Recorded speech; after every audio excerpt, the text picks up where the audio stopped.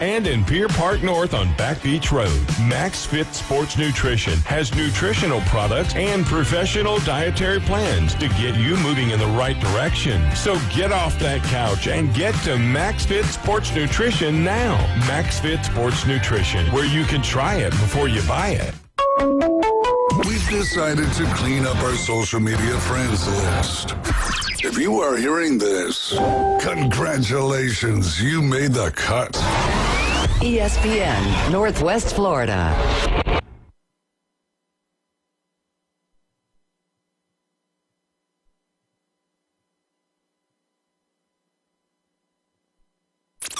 ESPN, Northwest Florida. The Sports Blitz.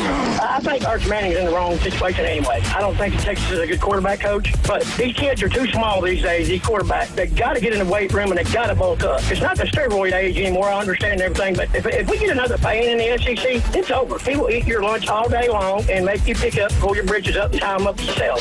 The Sports Blitz. Live and local, weekdays, 4 to 6. ESPN Northwest Florida.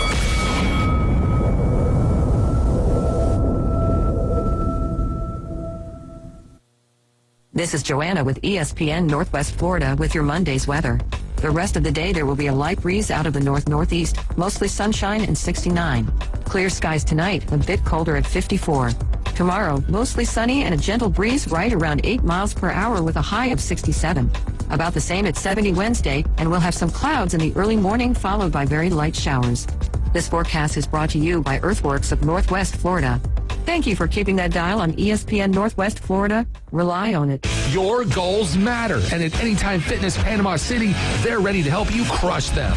With expert coaching, personal training, and virtual workouts through the Anytime Fitness app, you'll have all the support you need inside the club and beyond. Limited time only. Join today for just $1 down and start your fitness journey now. Don't wait. Visit 107 West 23rd Street, Suite W8, or call 850-818-8184. Anytime Fitness. Let's make healthy happen. WGSX Lynn Haven, WVLQ Port St. Joe. Powered by Panama City Toyota. ESPN Northwest Florida. 4, 3, 2. Stand by. On my mark. You survived the workday. Now survive the truth. Don't you want to have the best 12 teams in college football playing each other? It's time for the hardest hitting 2 hours on the Panhandle. I love it. You're coming through. You got it, baby. Now into the huddle with Paul Wilson on the Sports Blitz. It is a joyous day. I love your show. From the Emerald Coast to the edge of the atmosphere. You gentlemen lift us up every day. 104.3 ESPN Northwest Florida.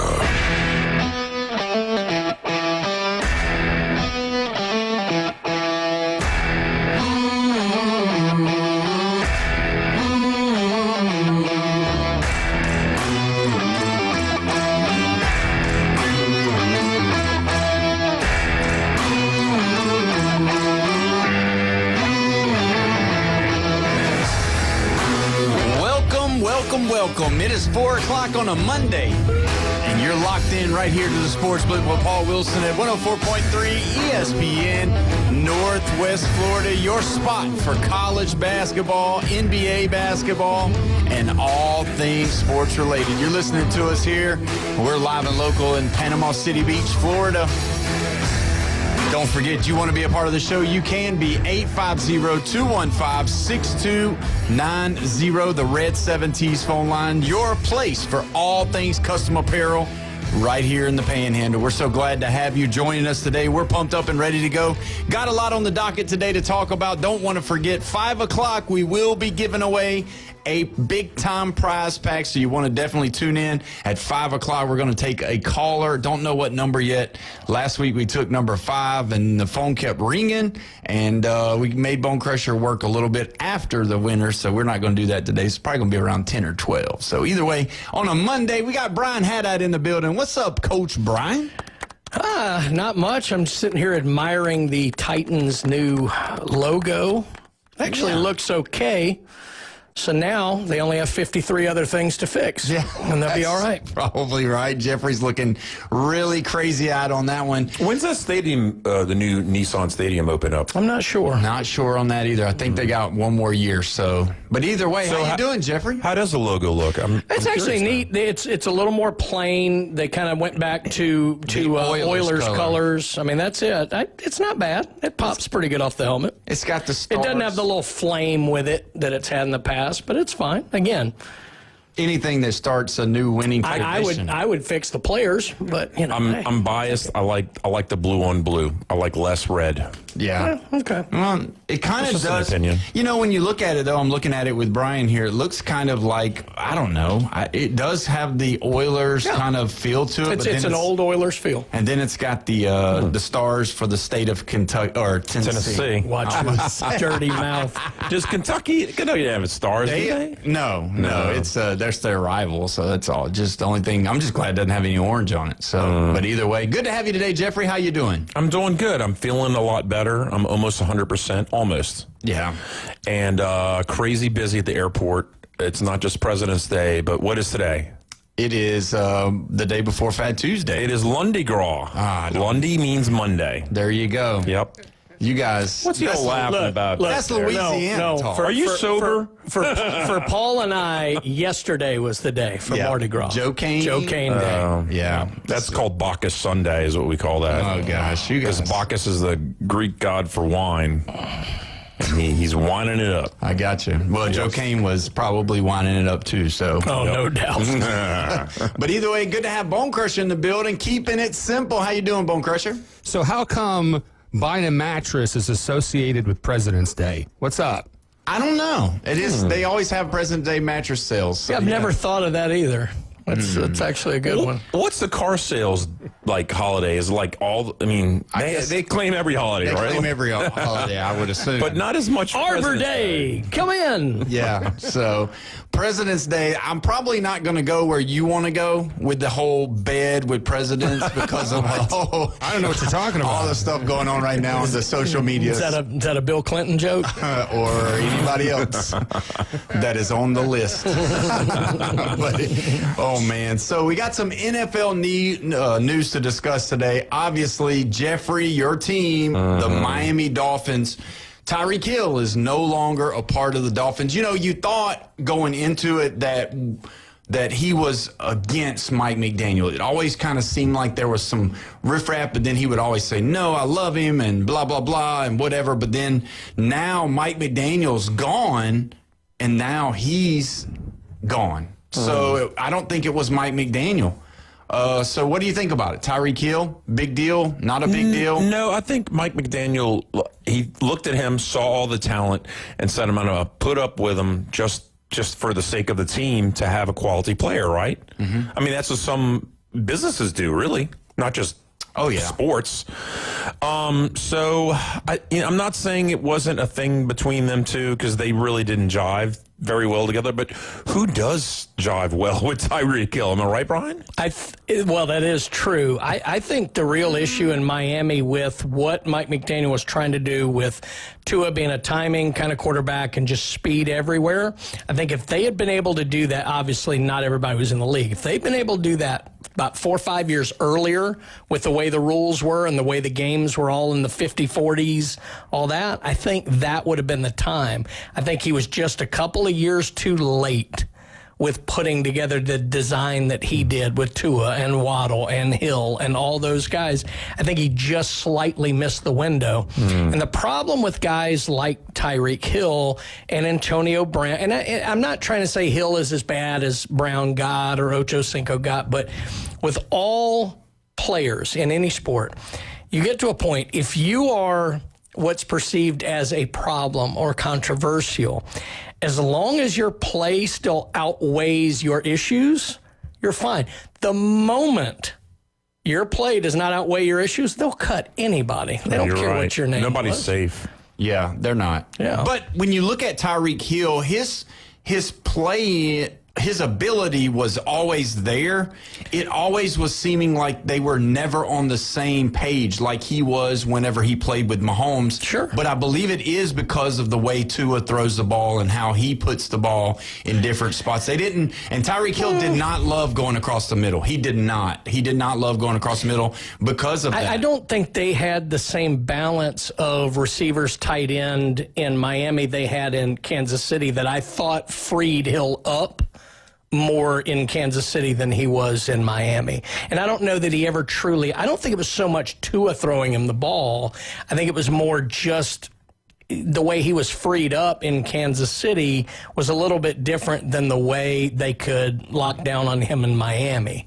I don't know, but I do know this. He wasn't like Terrell Owens bad or Antonio Brown bad, but there was enough issues with Hill. Yeah. Where it was, everybody kind of was getting to the point of like, is it really worth it? And the moment you start thinking that, it's probably already too late. And then you wonder when you got another star wide receiver like Jaden Waddle, who was just like him. That's what I mean. They had the same type of deal. They both were smaller but fast. It just seemed like they had two of the same type. I mean, they were just trying to beat you with speed all over the field. That was his theory. And, I mean, it was sound in that it should work. Sometimes things that should work and make all sense in the world, sometimes they just don't. Okay, there's one thing I have to say is different, though, about Tyreek Hill. The guy looked like he had a pass route, but he had chemistry with Mahomes, and he would do something a little different. And Mahomes was like, he was winging it. He was winging it, and he had great chemistry with Hill, and he could find him. Yeah. Where instead of having just a traditional set route.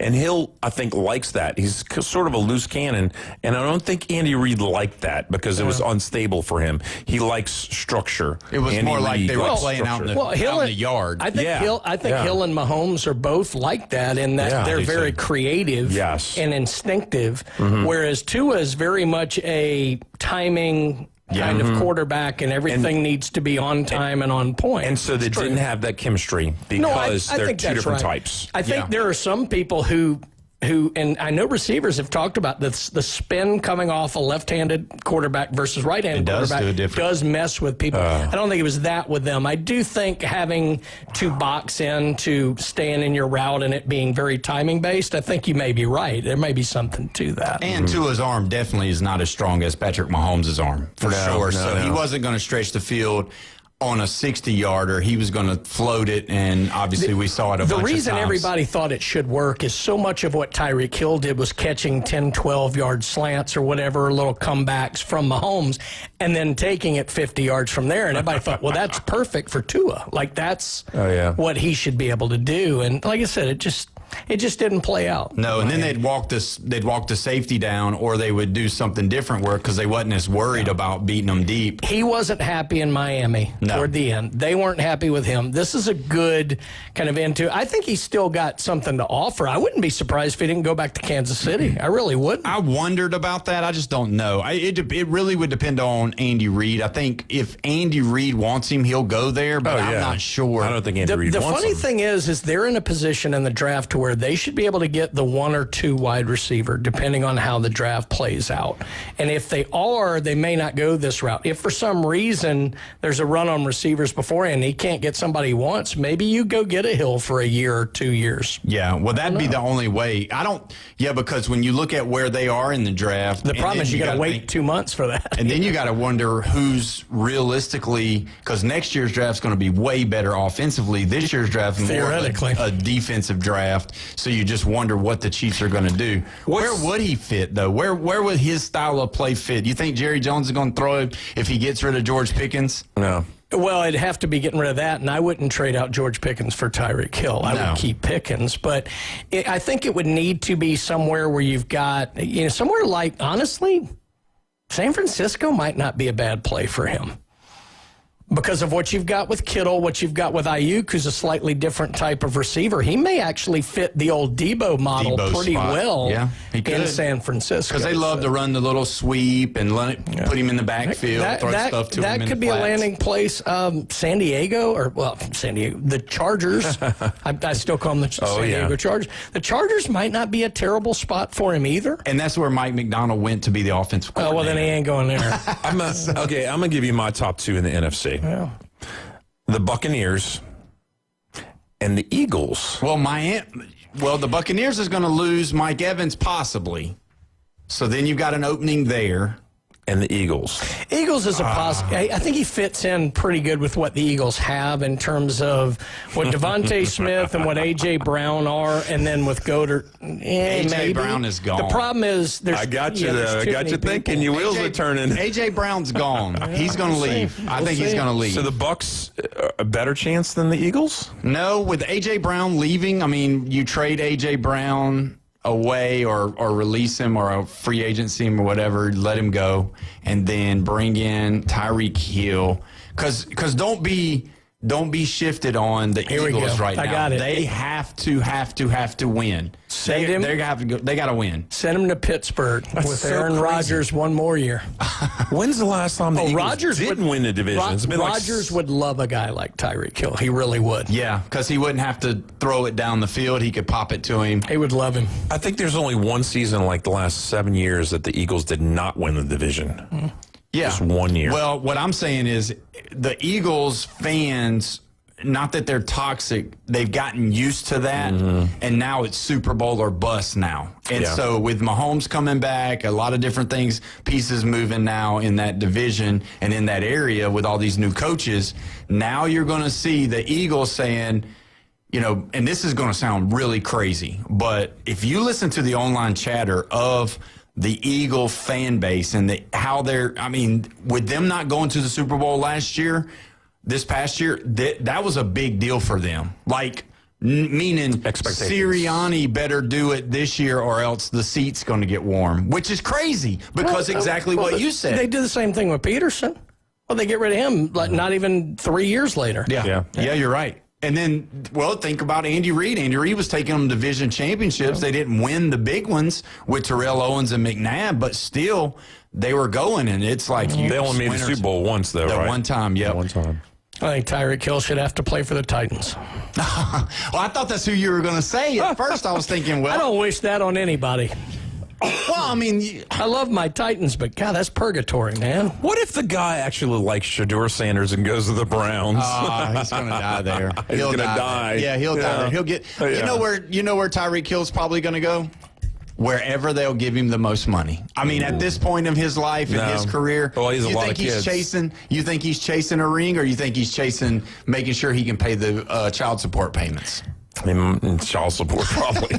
It's 11. I don't know if it's 11 kids. I don't know. I don't know. It's a lot. The other person that the Dolphins let go, another person, Bradley Chubb, defensive. Georgia. Yep, Georgia defensive end. Does it look like the Dolphins, I know this is your team, does it look like the Dolphins are just kind of trying to get rid of the old baggage, and then you still got Tua sitting there? There's no decision yet. They've had the meetings with Tua. They've talked about, we're going to let the best person play quarterback, but there's $56 million of reason why you would not keep Tua Tagovailoa. Obviously, I'm for him because of the Alabama connection, but is he the best way going forward for the Dolphins? I mean, you're a fan. I'm a fan of the team. I like him, but all those concussions just makes me just cringe. Well, he didn't have one last year.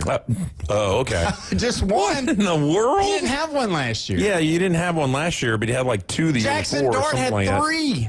Jackson Dart. Oh, my God. That's and got 2 other put in the blue tent to figure it out. So, I mean. The problem with the Dolphins, and I don't know all of the ins and outs of the business end of it and dead money, this, that, or the other, but clearly Tua's has a more negative effect. Otherwise, they would have just outright released him the way that they did these guys. They're clearly trying to do a couple of things at once. They're trying to get some new blood into the room. They're trying to clear out some kind of what they view as overweighted contracts and things like that. They're trying to bring in people who are more in line with the new coaching staff and what they want to do. And that's all fine and well. The thing about Tua is it could be a situation, depending on how the contract is structured and what the dead money hit is that it actually could be beneficial to them from what they would have to go spend to get another quarterback outside of that to keep Tua on, even if he's not the starter. I just have to look at the business end of it. But clearly they're looking at that. They're also probably looking to see if there's anyone out there who's not that sold on this draft class and may want to pick up Tua for a year or two and take that contract and maybe do some level of trade at the draft. I mean, it might be for something like a 4th-round pick or something like that. But if they can unload that contract and get anything in return like that, that may be the way to go. You're already having people talking about outside of Mendoza. You know, even though we all know people overdraft quarterback and there's always a bunch of good, there may not be another one that goes in the first round. No. And if that's the case, they may look at a guy like Tua and go, well, just get us through a year or two when there's a better class, and then we'll go draft our quarterback. And then you've got the whole rumor of Kyler Murray and the trade for them to just kind of swapping each other and getting rid of. But I think what it all boils down to is that contract, because they need that extra money because there is a quarterback heavy draft next year, and that's the thing about it. You know, who's going to have that great year? Is it going to be Dante Moore? Is it going to be Arch Manning? Is it going to be, you know, one of these other guys? Is Mensa going to have a great contract, year? So you don't really know. I'm not all that sold on next class. I kind of think the next class is going to be way better than this class. This class being heavy with just one player. The funny thing is, a year ago, we were talking about how good this class was going to be, and we mentioned everyone except Mendoza. Right. Mm-hmm. Everybody, and none of these guys Mendoza panned out. Yeah. We were talking about Nussmeier at one point being Arch a top Manning. 10 pick. Manning, we're talking about Simpson. We're talking about all these guys like the Beck. And Beck made a nice little, Nussmeier was going to be a top 10 pick. Yeah. Klubnik. I mean, all these guys. They even mentioned Sellers going out. Sure. But obviously he's staying. Stockton, they mentioned him. Yeah, so I'm not 100% sold that this next class is all that good. I mean, I think Levitt has skills. I think Sorsby has skills, but I'm not sure I'm sold on him yet. Don't say the word Levitt around Jeffrey. He will start fawning because he is the next great one to ever come through LSU for sure. Well, you're the one that keeps on saying you have to go through the transfer portal to be anything nowadays. You do. I mean, the last, how many, 3, 4, 5 last Heisman Trophy winners since Devontae Smith has been transfer portal quarterbacks or transfer players anyway. But, I mean, It's a bad situation if the Jets pass you up. And I'm not saying that they're the best team, that the most improved from last place, because there's other teams like the Giants and the Browns, that have the Vikings have potential of getting out of the last place and maybe making a wild card. But if the Dolphins get passed up by the Jets in that division, hit the panic button, because Dolphins fans do not want to be in last. Yeah, they don't. But if you look at it, you could really take the Vikings model of where they went heavy defense, worked on their offensive line, then started putting in the players that they have. They've already got Jalen still Waddle. Couldn't win a playoff game. J.J. McCarthy. Do you think that model works in Miami? Because the ethos in Miami ever since Marino and even back to Greasy and guys like that has been freewheeling, throw the ball, exciting offense. I mean, that's been the mindset of the Dolphins, whether it's always played out on the field or not. And I know they've had Zach Thomas and Jason Taylor. They had good defensive players, but the entire mindset of Miami has always been showtime, throw the ball, like that. So I don't know if they could wrap their head around a Minnesota type of setup. Yeah. Now, winning a Super Bowl would help, but I just don't know. Miami's one of the unique franchises that almost has to win a certain way.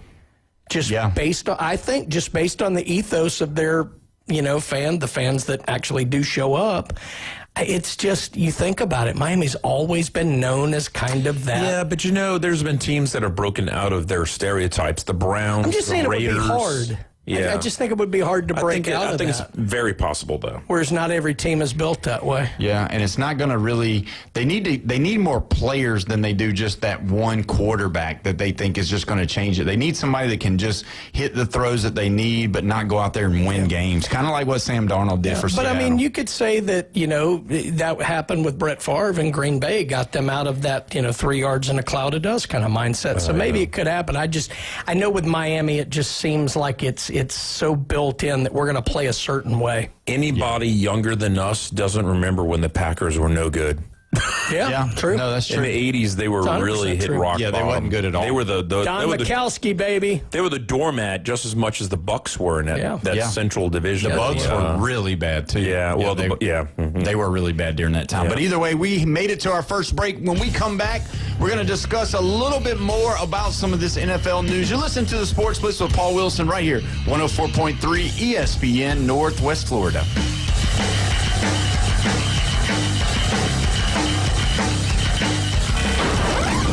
Taking your hot takes, rants, and takedowns. Let's hear it on the Red 7T studio line. 850-215-6290. ESPN Northwest Florida presents the most college basketball. Three-pointer, college basketball is back. The Panhandle's destination for live play-by-play. The SEC, ACC, and beyond. Oh, we saw that coming, Rampant. The biggest games play right here.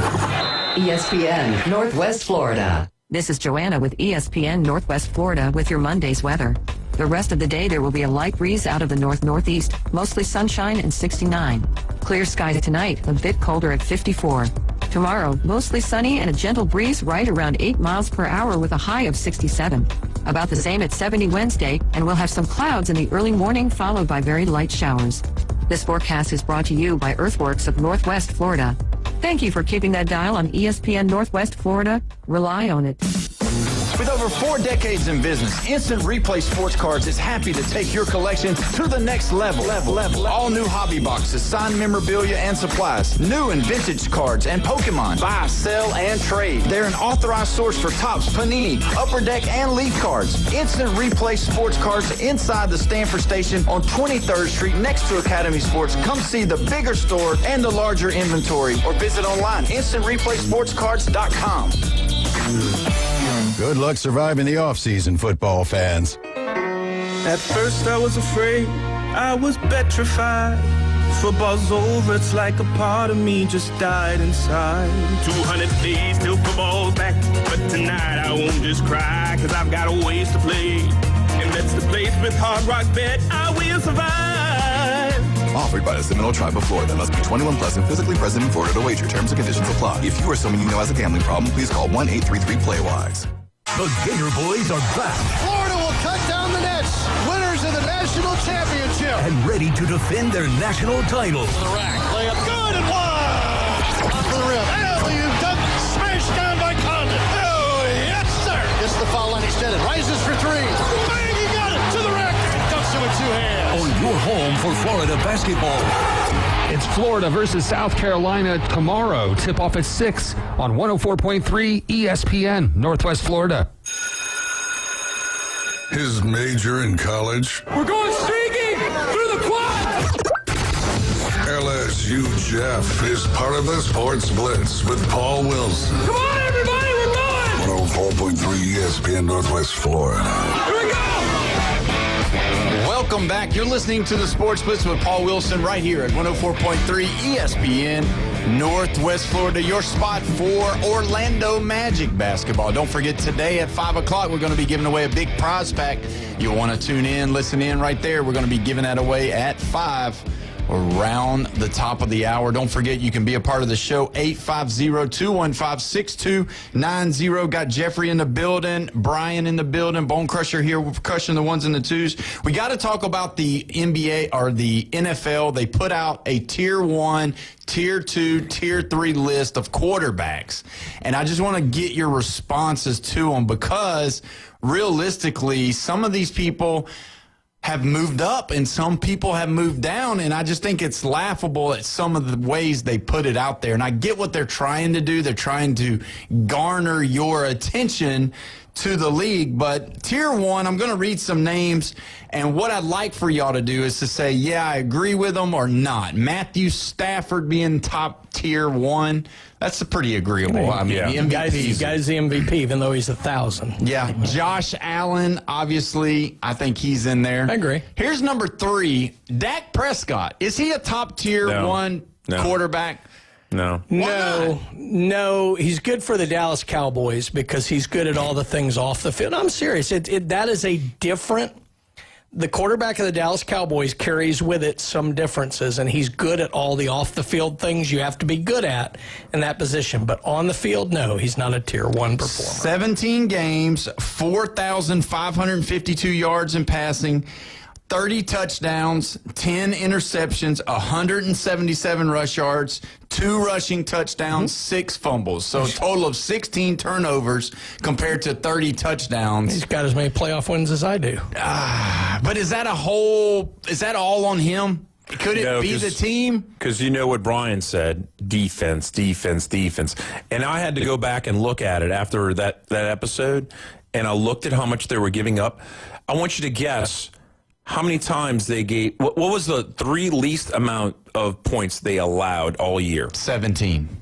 17 to the Raiders. The Raiders' offense was horrible. Yeah. 21 and 22. That was the 3 best defensive performances they had all year. Wow. That's atrocious. I would agree with you then on this year, but he's got 10 years. Basically, that he's been. I love the guy. Look, he was my Mississippi State quarterback. I think he's overachieved at every step of his career. They got Mississippi State to number 1. That's right, but I don't think he's Tier 1. I don't think he's not Tier 1. He has the ability to be. He just isn't yet. I don't know if, I do. I think he has the ability, but it's not very big opening for him. I agree. Because he's getting older. That's right. It's true. So he threw more yards than Josh Allen. He threw 1 more touchdown than Josh Allen. He threw 2 less interceptions than Josh Allen. Now, Josh Allen rushed for 678 yards and 16 touchdowns. Holy cow. He ran for 16 touchdowns? He ran 16 touchdowns and 29 passing touchdowns. But Josh Allen also had 10 fumbles. So 4 more fumbles than Dak. I've never liked just using passing yards because too many times if you're behind, you're getting padded yardage. And you know what? I'm not saying teams drop into, what do you call it? Prevent defense. Yeah, but some of them do. Yeah. But that just kind of, like, I don't think people understood because now y'all got me looking. Matthew Stafford threw 5,643 yards with 52 passing touchdowns. I thought you said he was 52 years old. And 9 interceptions. And, I mean, he had no rushing touchdowns, but he himself also had 10 fumbles. So, so that's just kind of crazy, the number. So either way, you got Dak in there. And then this is all done by the NFL. Like the NFL did this. And so the last person. Wait, the NFL did this. They didn't pick this, did they? Yeah, the NFL. Who's the NFL? Is it a person? It's not. It's like a group of people. A group of people. Some giant NFL AI. Network? Yeah. So it's a bunch of people like us? It's AI in Canton, Ohio. NFL Red Zone people that kind of they do a formula for the computer to spit back out. So then you got Drake May in that top tier as well. We're 5,000. Let me read it. Let me read him. 5,222 passing yards, 37 touchdown passes, 12 picks, 628 rushing yards, 5 rushing touchdowns, 15 fumbles. Cool. So he had a phenomenal year. I think he's very gifted, very talented. I don't fault him for what happened in the Super Bowl. I think that was part injury and part youth and inexperience. Yeah. But I wouldn't put him Tier 1 yet. No. If you ask me, is he one of the top 4 quarterbacks in the NFL? I don't know. No, he's not. I think he's probably top 7 or 8. Yeah. But I don't think he's top 4. So I would have him Tier 2 with if he has another year this year like last year, I'm willing to elevate him. Because if I can see him come back and do it again, then I think this guy may be a tier 1. To me, a tier 1 kind of player is someone who has shown over multiple seasons a high level of success. I just wonder because to me, how I start to think is where we could put this quarterback and he would still get the same result that the team had or would it bring them up, or would it roll them down? Well, let me ask you this. If you put 10 other quarterbacks with that Patriots team, do you still think they they still get, I think they go. Yeah. At least 5 more. At least. Yes, I don't know. I don't think he's quite tier 1. Yeah, see, that's what I don't think he's there yet. So I hate to repeat something we've said before. The Patriots had the easiest schedule in the NFL. True. And the Cowboys had the third easiest schedule. Which makes a difference. Yeah. So number 5 ranked quarterback, you're high on this guy, Justin Herbert. 38, 86 pass yards, 26 touchdowns, 13 picks, 555 rushing yards, 2 rushing touchdowns, 9 fumbles. Is this tier 2 or tier 1? Tier 1 still. Still got him in tier 1. I'm tier 2 on Herbert. What was the yardage? 38, 86. He's a great combine quarterback. He's been practicing for a few years for the combine. That's what I talk about, though. That's the line I use for these guys who they have all the measurables. Yeah. It just doesn't feel right. He's a tier 2 guy. I thought Harbaugh would have him in the last 2 years doing a lot better than this. I'm sorry. Yeah.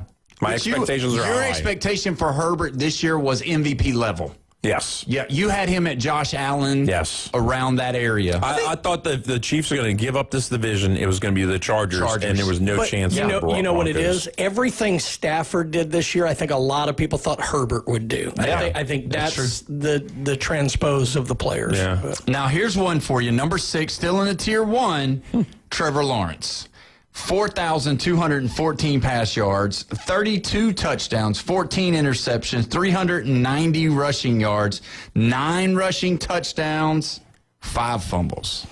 That's a lot. That's top tier. I'm sorry. Top tier? Yeah, absolutely. Sunshine is top tier. Yes. With those stats? Heck yeah. Yeah, and they went to the playoffs. Sorry. They went to the playoffs. Yeah. And they did. That's a terrible division. They did. I understand. Okay, so wait a minute. Let's stop for a second here. He's tier 2 to me. What did New England do? They beat the Bills in the regular season, barely. They go to the second round, beat a good Texans defense. That's that division, right? The Patriots would have never beaten the Broncos if Nick's had been healthy. So, I mean, I could drop the Patriots out of maybe the top 10 teams in the whole league. Understand. If circumstances are just a little bit different. I just don't. He's not tier 1 to me yet. I still don't see it. What did they do? 12-5? They had a good year. They had a good year, yeah. In playoffs. That's the biggest thing. And it wasn't a top 10. I think it might have been the 10th worst schedule, easiest schedule. But their defense was good too, though. So their defense was good. But those stats, man, you can't deny those stats. He had a good year. He had a good year. Yeah, he was the reason. That's why I say you take Drake May and put him in that team, and then put Sunshine with the Patriots. I would have come into this year with Trevor Lawrence at the top of tier 3. So I have him in tier 2 now. I thought he had a good year. Okay. He's not tier 1 yet to me. Okay. So let's go on to tier 2 that we've talking about, and we're going to go with. Okay, so I only would have kept. This is where we should guess. Actually, well, I'm gonna allow you to do that. I'm going to give you the stats. Uh-huh. Well, we already know a couple who aren't in there. 4,720 yards passing. Wow. 30 passing touchdowns, 14 interceptions, 109 rush yards, no rushing touchdowns, 12 fumbles. Oh. Is that our Super Bowl winning quarterback? That is the Super Bowl winning quarterback, Sam Darnold. Wow. Yeah. Wow. Tier 2? To me, he's right at the top of tier 2. He still turns the ball over a little too much, but it's hard because he's had 2 great years back to back, and that's usually enough. I don't know. I'm waffling on that one. That was literally no rushing yards, 12 fumbles? 109 rushing yards. Yeah, nothing. That's nothing. But I will say this. But that's also depicting on how many times he was sacked. Sam Darnold has escapability, though. He doesn't rush the ball did a lot. he fumble 12 God, times? he turns the ball over a lot. That's awful. 4,200 yards is pretty good. I tell you what, I'm gonna because he's done it 2 years in a row. I'm gonna put him at the bottom of my tier 1. Tier 1, I think so. And this is the thing: do we unfairly judge Sam Darnold because of the way he played with the Jets? Because of his Probably. career? Well, I think I did coming into this year. Yes. Yeah, I think I did because it was like, okay, maybe he had a fluke last year. Now that I've seen it 2 years in a row, that's why I'm going to go on and put him in that tier 1, but he will be at the bottom of tier 1 for me. So now number 8, we got 4,560 passing yards. We've got 31 touchdowns, 12 interceptions, 448 rushing yards, 3 rushing touchdowns, 10 fumbles. Is that a guy who's got 3 rings? That is a guy who has no rings. Ooh, okay. Chicago Bear quarterback Caleb Williams, tier 2 quarterback. Wow. We're ready? Is he ready? I'm okay with He won a division. That's a tough division. If Drake May is tier 1, Caleb Williams is tier 1, 2. No, he's 2. I think he's just as good. I think he's better than May because so much of what the Bears did this year was on his comebacks. So I actually have him as a player a little over Drake May. And I know May's numbers were better and May was in the MVP hunt. But if you think about that term, most valuable player, I'm not sure there was anybody who was more valuable to their team than Caleb was. And it's not, look, we've seen bad out of him too. So I've still got him tier 2, but I don't know. No, all right, tier 2. We're going to number 9. He's still in tier 2. 4,564 passing yards, 34 touchdowns, 8 interceptions, 45 rushing yards, and 6 like fumbles. me. 6 fumbles. It's not Aaron Rodgers. Or is it? I mean, a lot of them didn't play enough. That's why I'm trying to figure out who's left. Well, Aaron Rodgers played all year. Yeah, I know. And he didn't run a whole lot. This guy played all year, too. Yeah? Yep, this guy played all year. Oh, it's Jared Goff. It is Jared Goff. Yeah. Wow. Tier 2? Ooh. Yeah, tier 2. I don't think so. I think he's tier 3. Actually, oh, wow. I think he's regressed, and let me tell you why. The reason why I think he's regressed is because of the great running game that he's got, the great wide receivers that he's got, the great tight end that he's got, and his offensive line. Even though they did get injured at the end of the year, they were really tip-top great at the beginning. Now you can blame it on the offensive coordinator, but Jared Goff, to me, has taken a step back. He's not mobile anymore. He can't move out of the pocket. Yeah. He's a duck sitting in the water, honestly. I don't think any of their issues this year were his. No, they had a tough... I think he's still tier 2. Well, play calling really handicapped him. I think he's still tier 2. You know, they had a tough schedule, and they finished 9-8. Yeah. Very underwhelming. Mm-hmm. I mean, so much so that the head coach had to take over offensive play calling duties. Yeah. So we're going to go ahead and take our next break. When we come back, we'll finish out this list. You're listening to the big Sports names Blitz. we hadn't seen yet. That's right. 104.3 ESPN, Northwest Florida.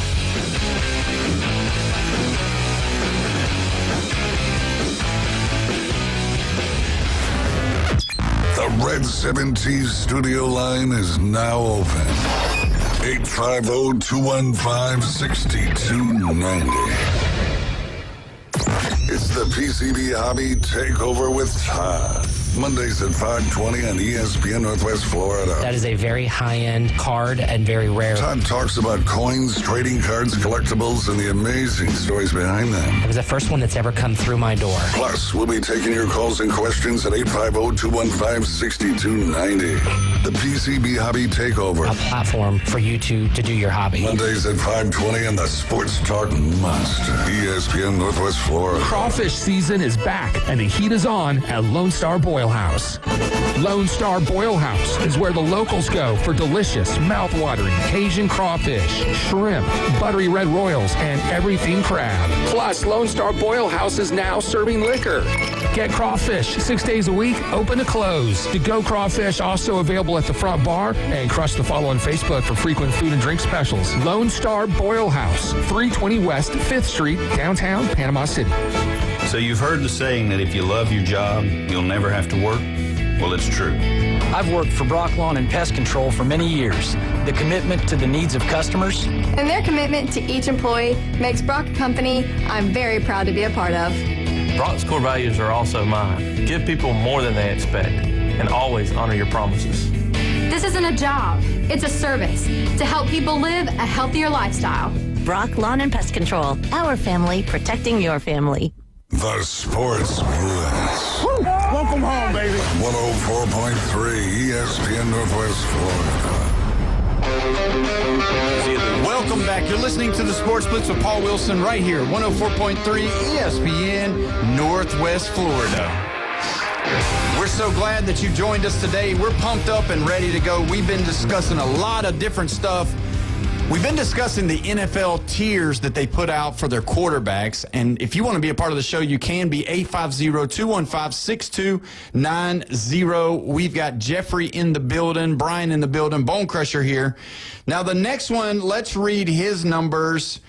1,809 yards passing, 17 passing Must not have played touchdowns, much. 5 interceptions, 41 rushing yards, no touchdown rushes, no fumbles. God, kind of sounds like Purdy. No. He didn't play much. 2. Really? Yeah. Tier 2.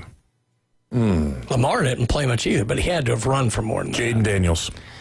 No, it is Joe Burrow. Yeah, he didn't play much. Joe Burrow is that number right there. And then, man, I don't know. I mean, is Burrow still a number one quarterback? I mean, is he in top one? I mean, honestly. What do you mean top one? What is that? Top tier. Is this? I mean, is he a top tier? If you no, he's top a second 10? tier. I don't. He's second He's tier. not a top 10 quarterback. Yeah, he's dropped. He's top 10 talent, but no, he's missed too much, and they haven't done anything.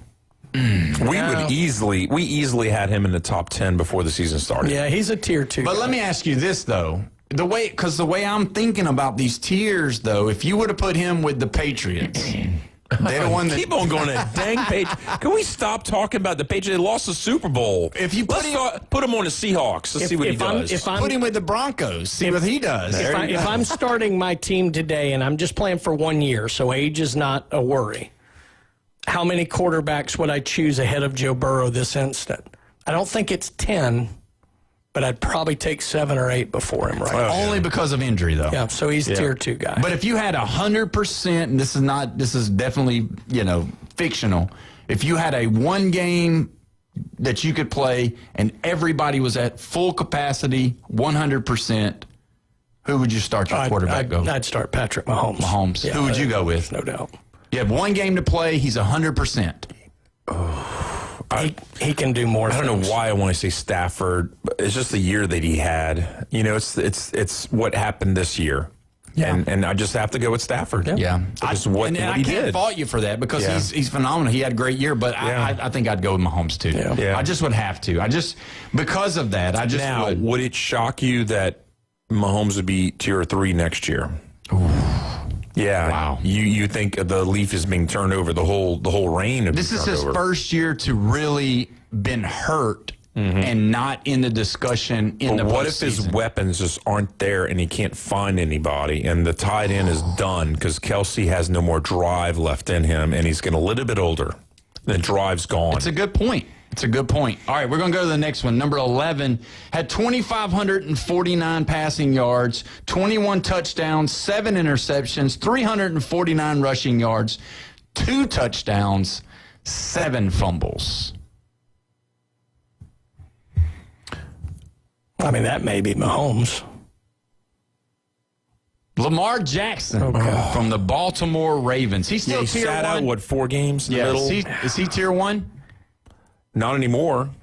No. His time those are good stats, though. His time to me, this is still 13 games. This is the hardest one for me to figure because he lost games that he should have won. Yeah, I think they all. To me, he's very Josh Allen-like in that he hasn't won the big one yet. He hasn't gotten to the big one yet. Yep. Individually, though, he can do so many things. And generally speaking, when the Ravens haven't done something, I haven't thought it was on Lamar. Another 1 or 2 instances. I'll be honest with you. I think just on what I've seen out of him in his career, I'll put him in just ahead of Darnold toward the bottom of Tier 1. How do you have Henry as your running back for 2 years and you didn't win a playoff game, or did they win one a year ago? No. That's just mind-boggling. It's jaw-dropping. I can't even go with that. It just makes me hurt. Number 12 is going to be 3,101 yards, 19 passing touchdowns, 8 interceptions, 164 rushing yards, 5 rushing touchdowns, 9 fumbles. I mean, I've said Mahomes 14 times in a row. I got a different one on that one. I don't know. Love. No, it's Daniel Jones, Indiana Jones in the building. They got him at Tier 2. And just number so you 12? know, he is number 12 on the list. And now think, too, they got Daniel Jones at possibly being number 1, number 2 best free agent this year for the whole thing. George Pickens obviously taking number 1, which they're going to franchise tag him at the Cowboys. But I'm just saying, that's crazy. Do you think there's a chance he's going to stay at the Colts? There's a chance. I think there is a chance, but I don't think it's likely. Yeah, I think there's a chance, but who do you go get? That's the question. Yeah. I'm not looking at it from the Colts side of it. I'm thinking if you were that player. Yeah, I think so. Where would you go? They revitalized his career. They brought him back. You still have Jonathan Taylor. You're still in a not very good division. Exactly. I would stay there all day. All right, so... No, he's Tier 3 to me, and I thought he did a good job this year based on my expectations, which were 0 for him, but I still don't think I would take probably 20 quarterbacks before I'd take him. Wow, that's crazy. Yeah. All right, 3,587 passing yards. I'm done guessing. 22 passing touchdowns. Because it's going to be him now. 11 interceptions, 422 rushing yards, 5 touchdowns rushing, and then 3 fumbles. It's Patrick Mahomes. Patrick Mahomes. Tier 2, though. You're telling me Sunshine is better than Patrick Mahomes? Yes. You're telling me that... Did you see this year? I don't care. No. You put Patrick Mahomes on the Ravens, they win the Super Bowl. If I would have told you before the season started that the Chiefs would miss the playoffs, you would have called me crazy. I would have. And here we are. But he got hurt. Yeah, that's just part of it. Yeah. Well, every starting quarterback that gets hurt for the year, usually they don't make it. They didn't look great. There was times where in the past where they fall behind by 13 or 14 points, and you're like, well, the Chiefs going to come back now. And guess what they did all year long? I think they had like one good comeback, and that was it. They are not the Chiefs of old. I understand that, but I just can't. You put Mahomes on any team and he's healthy, they're better than they are with anybody else. So that he's got to be at Tier 1. He's not only Tier 1, he's my top quarterback. Wow. Yeah, he has to be the guy. It wasn't a good year. He's the guy. He's my top quarterback still. He's still my guy. I mean, we'll see. But... Tier 3, here we go. So you're saying their Chiefs are going back to the playoffs? Yes, if he's healthy, yes. They'll go back if he's healthy, yep.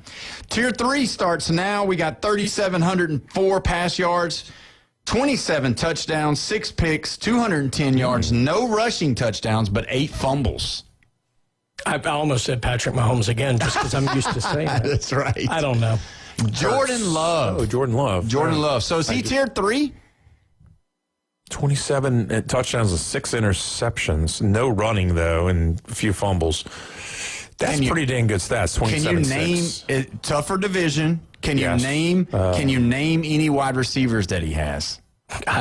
No. Actually, I could probably name 5 of them. I think their problem is they got too many. I'm serious. Really? Christian Watson, Reed. They got Watson, they got Dubs, they got Reed. Who's Reed? They number 10. Jaden Reed. Jaden Reed's very good. They just picked up the Matthew Golden in last year's draft in the first round. Texas. They have a lot of receivers, and that's my worry with Love is that maybe it's the way it's designed because Josh Jacobs has done a phenomenal job there. They have a pretty good defense, but they haven't needed Jordan Love to do anything, so I'm not sure he's necessarily the reason for their success. In fact, I thought with all the weapons they had and the fact that you'd have to stack the box against Jacobs, that Jordan Love would show out more. And I'm starting to wonder if that's just not who he is. So yeah, I don't know. He's serviceable for that type of team, but he's a Tier 3 guy for me. He definitely, to me, is a Tier 3, and the reason is because he hasn't made that next jump. He just, as good as everybody talked about all the tangibles, he reminds me of Justin Herbert, just on a different level, I guess. I don't know, but he's got all the weapons. He's got a good running game, got some good defensive players. The play calls seem to be good. It's just he hasn't done it. Double-digit wins, wild card both last year and the year before, right? And no playoff wins. No. And I mean, that's tough division. To me, tough division, which is great. I mean, because it's double-digit wins. He's a slightly worse version of Jalen Hurts. He is. I don't know. All right, speaking of, now the number is 15. 2,500 yards, 22 passing touchdowns, 13 interceptions, 208 yards rushing, 3 rushing touchdowns, 5 fumbles. That sounds very secure, but not great. Brock Purdy. He was out a lot. That's exact words you would use to describe Brock Purdy. So, I mean, Tier 3, I agree. I think he's a good manager. I think he does good. I think he does exactly what Shanahan wants him to do. I think if you look at how good Mac Jones played, Mac Jones has now got his name mentioning for being a starter somewhere else. So is it the system that can really make you flourish and use your skill set? Because Mac Jones is nothing more than a poor man's Brock Purdy, realistically, because he was winning ball games. They were winning. Yeah. I think he still costs more than Brock Purdy, so I'm not sure he's a poor man's Brock Purdy. Maybe, No, he's Tier 3. All right, they beat the Rams in the regular. They split with them. Yeah. I mean, that's a testament right there. I'll be honest with you. Based on the way they closed the season, I thought they were going to make a real run. But they had all those injuries they were just trying to get over. And there was always in the back of my head was like, these injuries are going to not pan out eventually. For the sake of time, we're going to keep going with just the names. Aaron Rodgers checks in at number 16. Baker Mayfield at number 17. Bo Nix at 18. Baker's tough. Nix at 18. Nick should be Tier 2 because much as I hate to admit it, he's done it for 2 years. And a lot of it's been him. 4,200 yards passing, 28 touchdowns, 12 interceptions, 385 yards. How is that not Tier 2? 5 rushing touchdowns, 5 fumbles. I don't know. I think that's, if you're going to have someone. He had better stats than Brock Purdy all day long. Well, and he won his division. Is he better than Jared Goff? Yeah. The stats say so. He had a better year, but I'm not sure he's better. What about Jalen Hurts, though? Here we are. He's at 19, 3,392 yards, 26 touchdowns, 6 picks, 435 yards rushing, 8 touchdowns, 8 fumbles. I mean, he won the Super Bowl the year before last. Everybody was talking that he's the guy. But at the beginning of the season, you were not saying he was a top 10. No. You were saying he was a top 15. Yeah. And here he is at number 9. Yeah. Here he is at 19. Yeah. That's a disappointment. I'd have him up a few spots, but still Tier 2. Actually, I would have him bottom of Tier 2. Let's just stop this right now. I want to hear what's your biggest disappointment now that we've gotten to 19 different quarterbacks, and there's people whose names. My biggest disappointment's not on there yet. The biggest disappointment is C.J. Stroud. Which checks in at number 20. He's the biggest disappointment. He's at 20. Jordan Love, a close second. I'm going to sound biased, but it's what he did in the playoffs the year before, and it's Jaden Daniels. My expectations for him would have been top 12, and he is not even in the top 20. See, I think they so thoroughly overachieved a year ago, and he was dealing with some serious injuries this year. Yeah. I think he's probably about where he should be for me. I think we had. Well, he's not in the top 20. I think we had skewed. Well, I'd have him probably 18, 19. I think we had skewed expectations off of that first year. They've got him ranked at number 38. They've got Tua ahead of him. They've got Phillip Rivers ahead of him. They got Geno ahead of him. I don't know whether I'm more upset about that or the fact that Mississippi is misspelled on our screen, but they've got J.J. McCarthy ahead of him. They've got Michael Penix ahead of him. They got They got Joe Flacco ahead. They got Kyler Murray. They're all in is tier Steve 5. DeBerg still in the league? Is he ahead of him? I'm just saying. Lomax. What? Yeah, Lynn Dawson. That's where Jaden Daniels is located. He's down at the bottom. He's just above Mason Rudolph. He's just above Jameis Winston and Spencer Rattler. I mean, so you got Bryce Young. I don't think that's NFL.com. I think you're on like NFFL. You're on some. You're on like some, Mississippi is. You're on some cheap knockoff site. It clearly is NFL.com. This is exactly what they think. They've got Jody Brissett. NFL North Korea. They've got Jacoby Brissett and Cam Ward ahead of Jaden Daniels. Well, apparently they have Jody Brissett ahead of him, too. I mean, Mac Jones, that's crazy. Malik Willis, Jackson Dart, Tyler Show, Bryce Young. No. I'm just telling you, that's where they got him. Let me ask y'all this question. We're about to go to break. Bryce Young, is he tier 4, 5, or is he going to make tier 3? 4. I agree, 4. 4.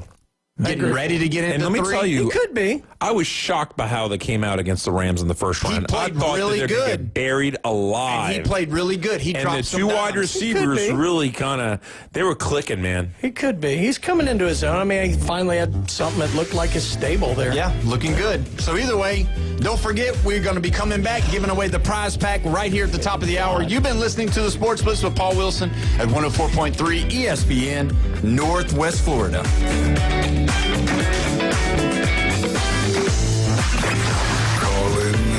This is Touchstone Service. The Red 70 studio line is open. Demonstrate how to make a call with your dial telephone.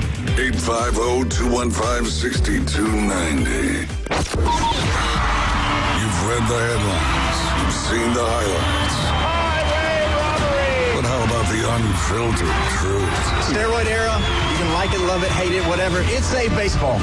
Since 2017, 104.3 ESPN Northwest Florida has been the undisputed leader for sports coverage on the Panhandle. If it matters in sports, it matters to us, and it matters to you. 104.3 ESPN Northwest Florida. Good evening. This is Joanna with your weather forecast from ESPN Northwest Florida on this Monday.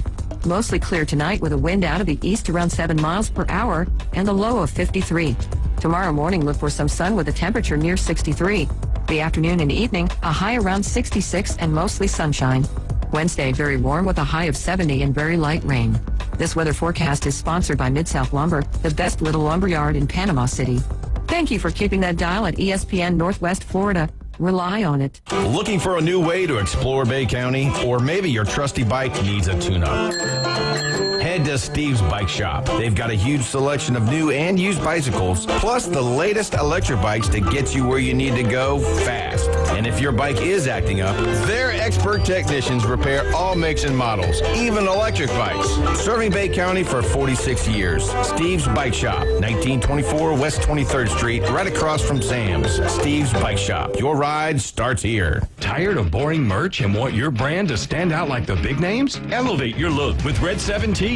They don't just print shirts, they create bold identities. They are a veteran-owned custom apparel shop providing the kind of detail that turns heads, using high-quality digital printing and embroidery to give you that unique style you love with no minimums or cookie-cutter designs. From small business to sports teams, if you've got a vision, they'll help you wear it proudly. Visit red7tees.com. Ask for special ESPN Northwest Florida pricing.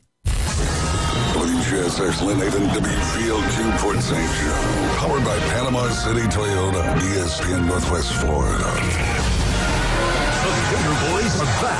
Florida will cut down the nets. Winners of the national championship. And ready to defend their national title. The rack. Layup good and wide. Up for the rim. Alley-oop dunk.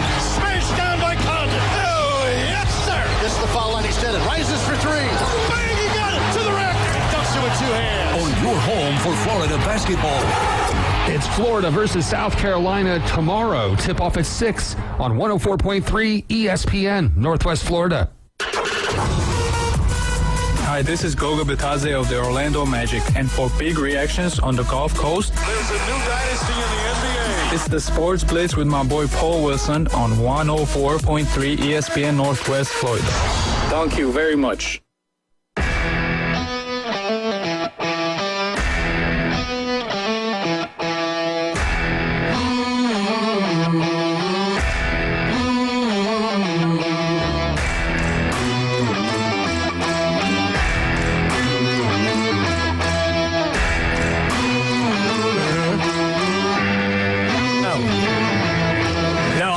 About your intro. 39th, Michael Penix was ahead of Jaden Daniels. Yeah, that's exactly right. I might leave. For a guy who hates LSU so bad. By the way, tell them who we're listening to. I'm sorry I interrupted you. You're listening to the 39th with Paul Wilson right here at 104.3 ESPN Northwest Florida. As you can tell, we've got a very hostile Brian had it in the building. My as well face is the color of your shirt. That's right. With Jeffrey as well and Bone Crusher here, crushing the ones and twos. Don't forget you can be a part of the show, 850-215-6290. Brian just can't get past the last segment we had about the top tiers of the NFL, 1, 2, 3, 4, and 5, who he is so upset about. Jaden Daniels is so low. And so with that being said, Brian, I mean, look, okay, 20th, let's say even 25th. Okay, it was a bad year, whatever. Maybe he was overhyped the year before and we had too high expectations. It's the people who are above him. It's like, do they have eyes? They do. So look, if you had six people in the first tier and 6 people in the second tier, if you do every tier by 6, he's in the 7th tier. Oh, that's messed up. It is true though. I mean, they had. You can only have 36 in the top 6 tiers.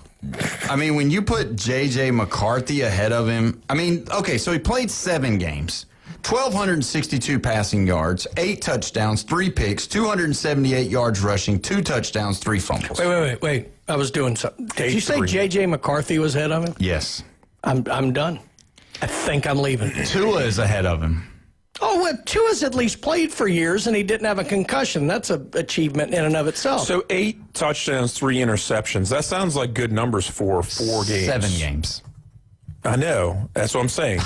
For 4 games, it sounds like good numbers. Yeah. But 7 games, he's not doing a whole lot. No. 1,200 yards in 7 games doesn't even get you 200 yards per game. Yeah. And that's not even, you're not even averaging 200. And he had 278 yards rushing, which is normally that's something that he does. 40 yards per game rushing. Yeah, which is not bad, but it's not it's not him. It's not what he did the year before. Yeah. He had to that list had to be Jaden Daniels had to be the greatest drop off from last year. Because you had him going to the playoffs, you had him being MVP conversation. Yeah. You said top 10 quarterback.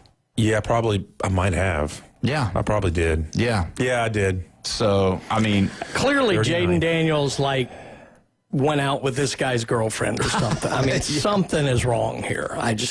It's so true. He's a Russian spy in D.C. Is that what it is? It must be. Oh, man. They're making him.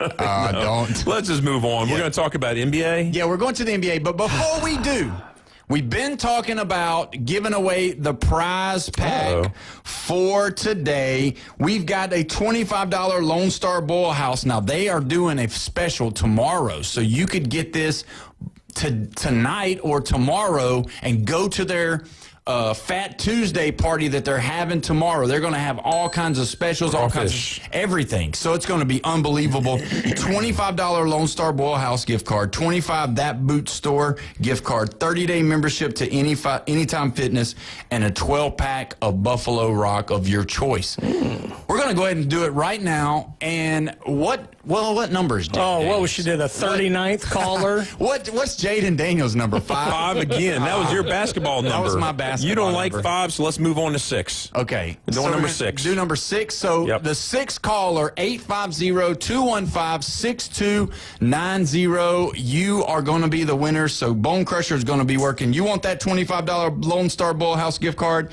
Call in right now and you can get it. Now let's go on to the NBA. When you look at what happened yesterday, I know there was a lot lot of confusion. A lot of people don't love the All-Star game because of what it's become. It's become 220 to 213 is what it has been. No defense. They've talked about no defense. Nobody's playing hard. Everybody's just trying to dunk. Nobody's doing anything. Or shoot outside shot. Yeah, just shoot, whatever. So what they did was the NBA is trying to figure out a way to change it up, to get it more exciting, to make it more, I guess, competitive, make it matter the most. So what they did is they broke it down into 3 teams.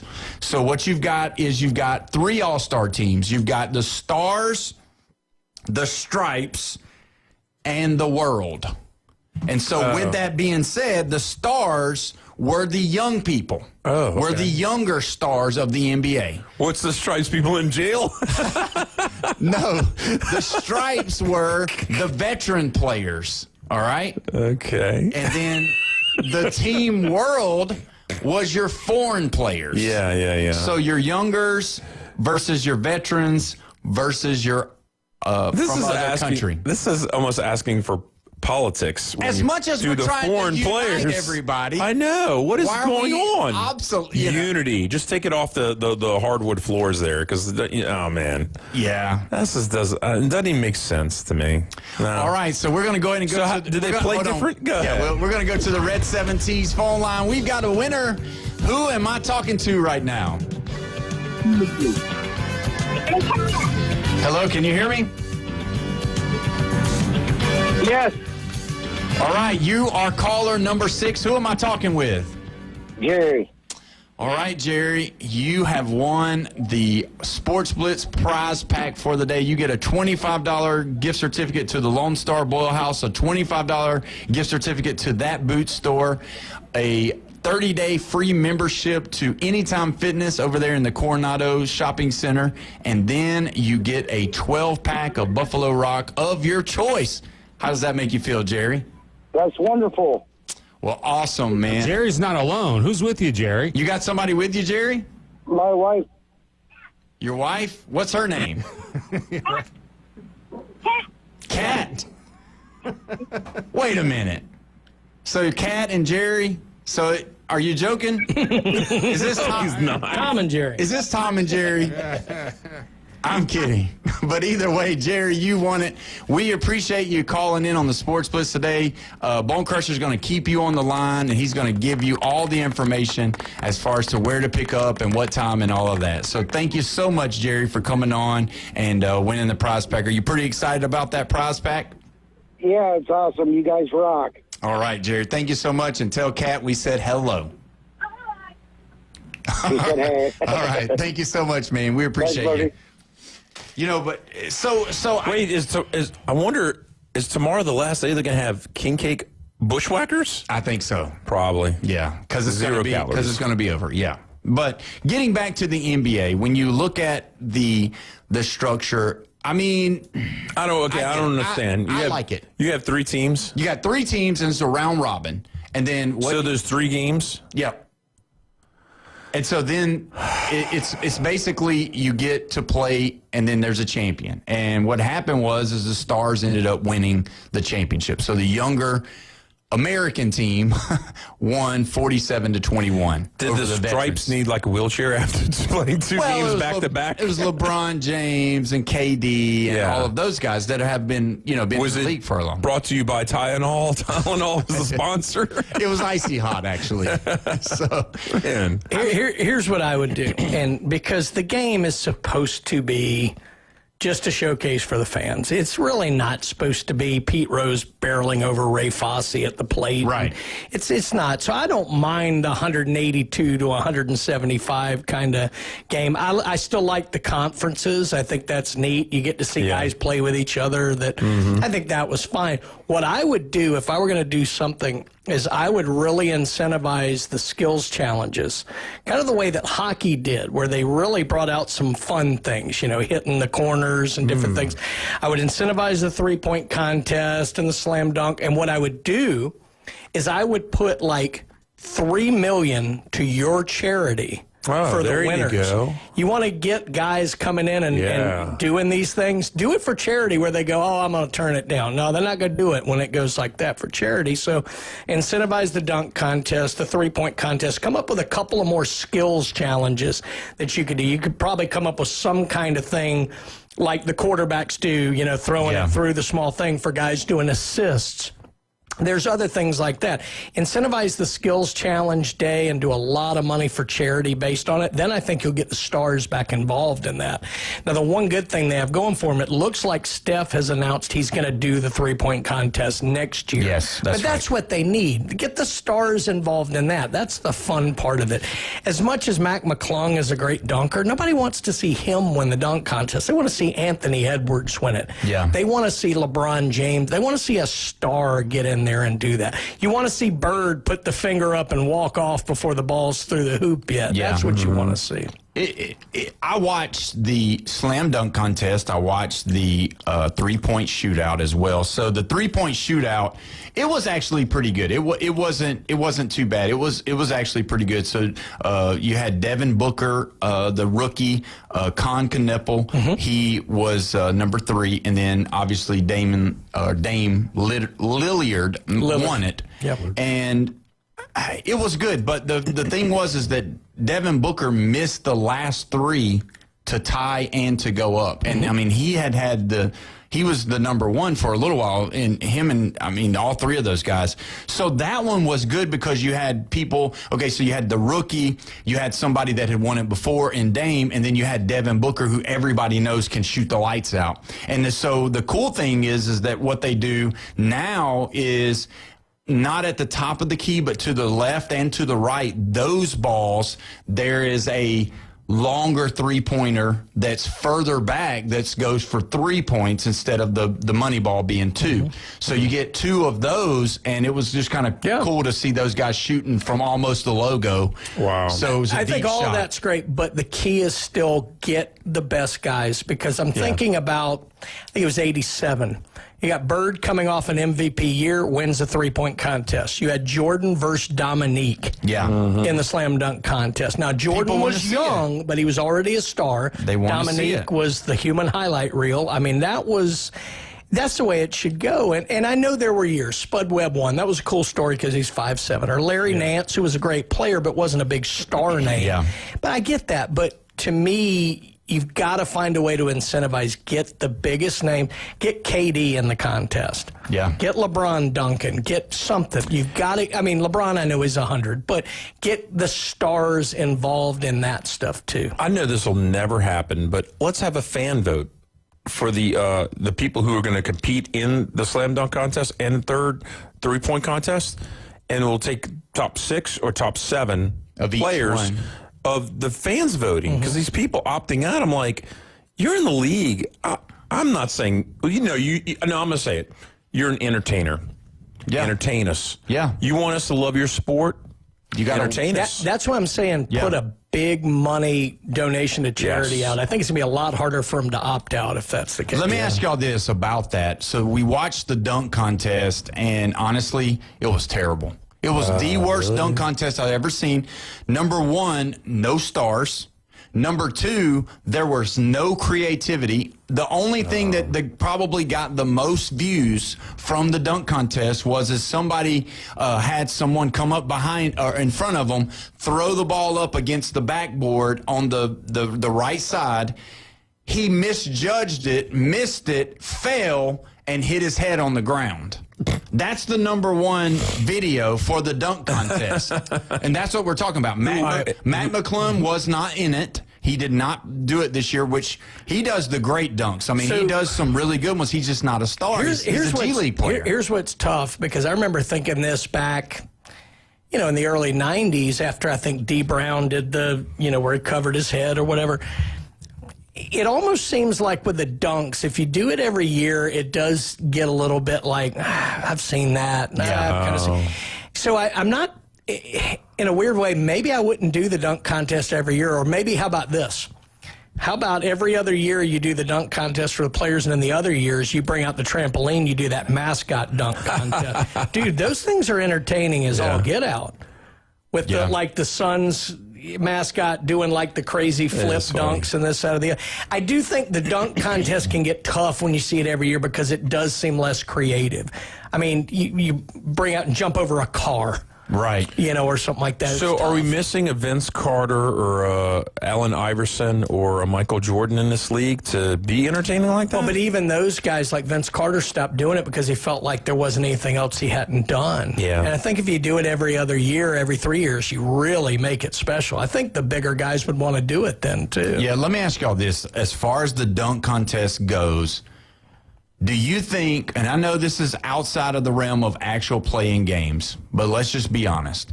LeBron James has always declined, and 23 years in the league, he has said no to the dunk contest. Does that hurt him for his legacy? No, it hurts the league. No, but it hurts the league, and I'm not a big fan, so it's not really going to hurt what I think of him.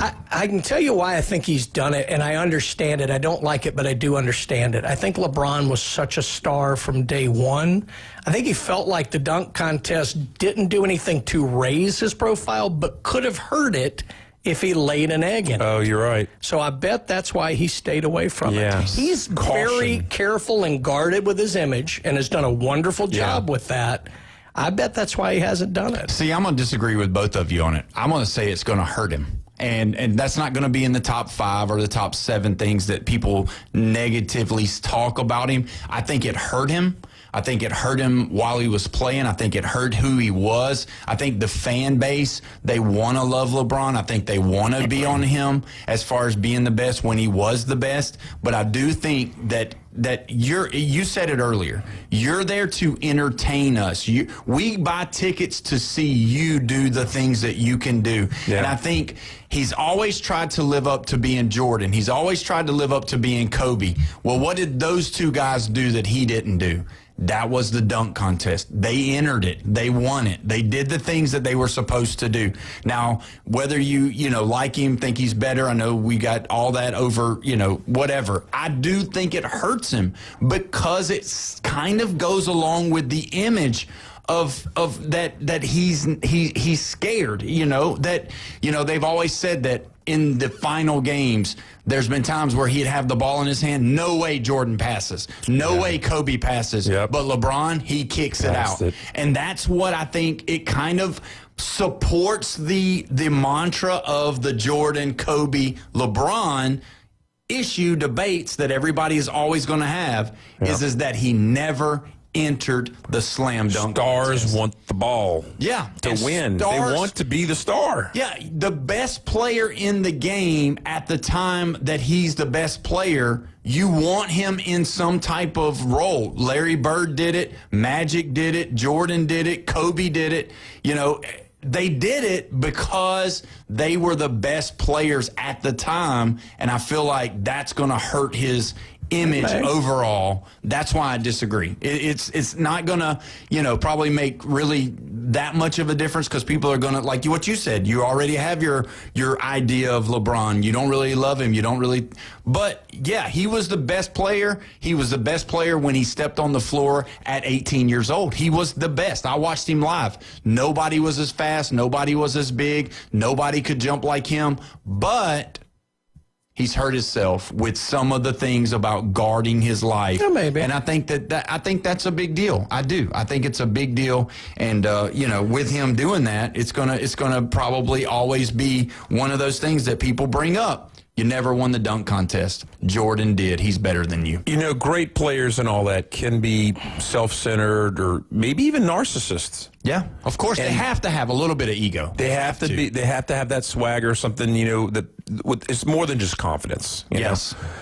But my problem with LeBron is, and it's not racial at all. No. It's absolutely not racial.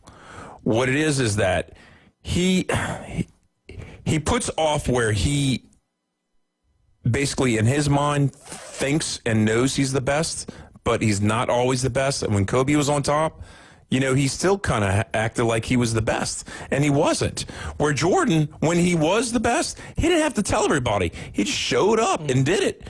Yeah. The problem that I have, and I'm not saying anything about athletes, jocks, or whatever, is when people get political and the problem I had with him getting political is that he would talk about human rights violations here in the United States and all these bad things, blah, blah, blah, blah, blah. And then he would go to China to try and grow the sport. And China has more human rights violations than any other country possibly in the world, with exception of North Korea. And that's where I had a problem with him. And I dislike the guy because of all that politicalness that he got it wrapped into. Yeah. I get that. I would say with LeBron, the thing that it doesn't bother me about him, but I wish I had seen more authentic LeBron, because I don't think I would have disliked him, but I think he's so careful and so guarded all the time that a lot of what he does comes off as fake to me. It comes off as a production. Like holding a book. Like with Kobe, it was... No, but you know the whole story, right? Yeah, no, I know what you're talking about. Yes, but I think with Kobe, sometimes he would fall on his face and sometimes... But I felt like what you got with Kobe was authentically him. Yep. I think with Jordan, it was authentically him. With LeBron, I felt like we had a manufactured product. And that's not a knock on him. He's done a fantastic job cultivating his industry. But I don't feel like I ever really got to know LeBron. The thing ultimately that people use as a knock on LeBron, and I have him at number 2. I have Jordan ahead of him. I do have him above Kobe. But I think the knock on LeBron that most people are going to use really isn't his fault so much. When Jordan retired, having won 6 and never lost a finals, the die was cast. Yeah. What LeBron did getting to so many finals in a row is ungodly impressive, but he lost some of them. And that's always going to be the thing that's used, rightly or wrongly. I have Jordan ahead of him. The reason I have LeBron ahead of Kobe is if I were starting a team, for one game and I needed a killer, I'd take Kobe over LeBron. But I think LeBron's had a better career than Kobe had. Okay? Kobe was, that cutthroat killer that I want. Jordan was a cutthroat killer, and I think he's had every bit the career, if not better, than LeBron. That's why I would have it that way. I think LeBron's a tremendous player, but for me, I just hate that I felt like I never really got to see who he truly is. Yeah. Good or bad. And I just would have loved to have seen authentic LeBron. I think if he had more fun when he was out there playing, I think more people would attach to him. And you got to think, too, going into what you're talking about, if you watch any type of documentary about Jordan, if you watch any documentary about Kobe, their own players didn't like practicing with them because they required them to be such at a level. And you can say whatever about LeBron, but the NBA changed that a little bit. They changed from being... Jordan hated the Pistons. Kobe hated anybody that thought they were better than him. LeBron was friends with his teammates and friends with the other team. So the whole NBA was different. Yes, it was softer, but they were friends. They were on a boat together after the year was over, and they competed with one another. Jordan and Kobe never do that. With the exception of Dylan Brooks. Yeah, but I mean, he's just one guy, and that's that's pretty much it. That's true. But that's because he was that type of antagonistic type player. But then you look at how, Jordan, realistically, when he came into the league, you had an older Magic and an older Larry. You didn't really have the guards that were as good as, you had teams, but, you're going to say Isaiah. Well, hang on. Who was those guys? Now, when Jordan came into the league, you had prime Magic and prime Larry. Now, when Jordan hit his stride. Yeah. Well, that's what I mean. And they wasn't doing dunking on folks. They wasn't doing the fancy dunks whenever they'd get a breakaway. Right. And that's what I'm saying. But this was something that we never seen before. Yeah. So Jordan had that for him to set the table as much as I'm a Jordan guy over LeBron guy, I do think LeBron gets some unfair raps from people who just don't want to accept the absolute phenomenon that he is physically. He might be unmatched in terms of just pure physical ability and just had it all. He had absolutely everything to it. And he is a great winner. He just had some losses in there. And but again, it's that notion of if I had to win one game for my life, there's no chance I'd take him above Kobe. But I think he had a better career than Kobe did. You want to hear a word that is similar between Kobe, though, and LeBron? It's effort. LeBron's effort in a game is almost unmatched in modern day. Okay. Kobe, his effort in practice is probably unmatched.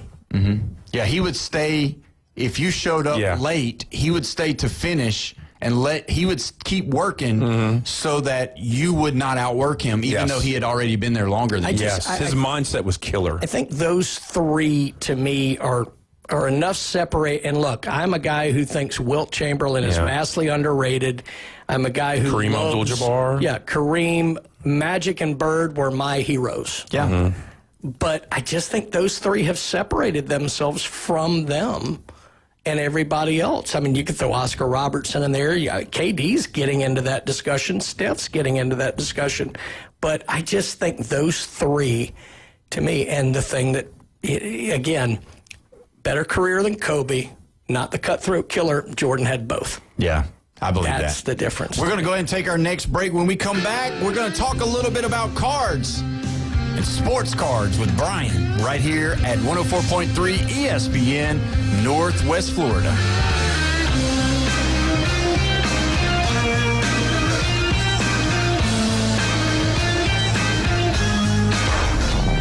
Killing the game. Call or text us now on the Red 7T studio line.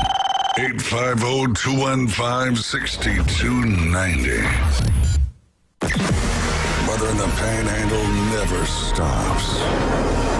Turn to 104.3 ESPN Northwest Florida. This is Joanna with your latest forecast. We're up to the minute weather reports all day long. A chance of thunderstorms and moderate rain. In-depth storm coverage. Hurricane Helene. And breaking weather as it happens. We do have a tropical storm warning. ESPN Northwest Florida. Rely on it. Good evening. This is Joanna with your weather forecast from ESPN Northwest Florida on this Monday. Mostly clear tonight with a wind out of the east around 7 miles per hour and a low of 53. Tomorrow morning, look for some sun with a temperature near 63. The afternoon and evening, a high around 66 and mostly sunshine. Wednesday, very warm with a high of 70 and very light rain. This weather forecast is sponsored by Mid-South Lumber, the best little lumber yard in Panama City. Thank you for keeping that dial at ESPN Northwest Florida. Rely on it. Golf is a game that should be fun, but to have the most fun, you need to play your best. That's where the experts at Golf Plus come in. Their friendly staff will guide you through the buying process, answer all your questions, and can help with any repairs you need along the way. Golf Plus is your custom fitting, club repair, and golf retail shop. Golf Plus staff is non-commissioned and will work with you to find the best product for your game, just like they've been doing since 1988. Golf Plus in Panama City Beach. Fitting, repair, retail. That's Golf Plus. Find something you love with great deals this month at Panama City Toyota. Get 1.99% APR on a new Camry, rated best midsize car by Kelley Blue Book. Plus, 90 days until you make your first payment. Get 2.49% APR on the Rocket Tacoma. Plus, 90 days until your first payment. And get 2.49% APR on the powerful Tundra. Plus, 90 days until your first payment. Come check out our showroom or browse online at Panama City Toyota. Offer expires March 2nd. For details, visit PanamaCityToyota.com. The Gator Boys are back. Florida will cut down the nets. Winners of the national championship. And ready to defend their national title. The rack. Layup good and one. Top of the rim. Alley-oop dunk. Smashed down by Condon. Oh, yes, sir. Gets the foul line extended. Rises for three. Bang, he got it. To the rack. Dumps it with two hands. On your home for Florida basketball. It's Florida versus South Carolina tomorrow. Tip-off at 6 on 104.3 ESPN, Northwest Florida. The Sports Blitz on 104.3 ESPN Northwest Florida, where the listeners call the plays. That's a big factor in what Florida State's going to do for the future of this program. 104.3 ESPN Northwest Florida. Welcome back. You're listening to the Sports Blitz with Paul Wilson right here, 104.3 ESPN, Northwest Florida, your spot for college basketball right here in the Panhandle. Don't forget, you can call in. You can be a part of the show, 850-215-6290, the Red 7T's phone line, your place for all things custom apparel in the Panhandle. Look them up on Facebook. They're right there, Red 7T's. Brian, we got to talk about some cards. Yeah. Todd's not going to be here today, so you are up. Now, let me ask you this before we get into the sports cards. We got to talk about it. We got the Paul brothers. They sold the Pikachu card, and I believe it's the most expensive card. Highest sale on a trading card of any kind. So it eclipsed the Mantle. Yes. Yeah, it was like 16.2 million or something. Yeah. And so with that being said, with it going that high, obviously Golden sold it on an auction, but it also is a necklace. He has made it into a necklace. So it's the PSA 10. It's the only one. And the necklace that it's got is a diamond necklace. The diamond necklace is just a throw-in. The 16.2 million is only for the card, but the necklace is like one of those like real diamond necklaces that he wears around. And so Logan Paul, when they won the auction, Logan Paul goes and puts the necklace around the guy's neck, and he won it for $16.2 million. And then Logan Paul cleared $8 million on the card, in which he had bought the card for $2.5 million. So the card has went up. What is this card? I'm sorry. It's a Pokemon. Yeah. A Pokemon Pikachu card. Mm-hmm. That's a PSA 10. I think there's only 3 in the world, but there's only 110, and Logan Paul owned it. And 16 million. 16.2 million. So the funny thing with this that's slightly different on the Mantle is there's an added value that comes with the celebrity that is Logan Paul. So here's what I mean by that. So the Mickey Mantle that went for $12 million or whatever was actually an SGC 9.5. There are 3 PSA 10s. None has ever come up for public sale.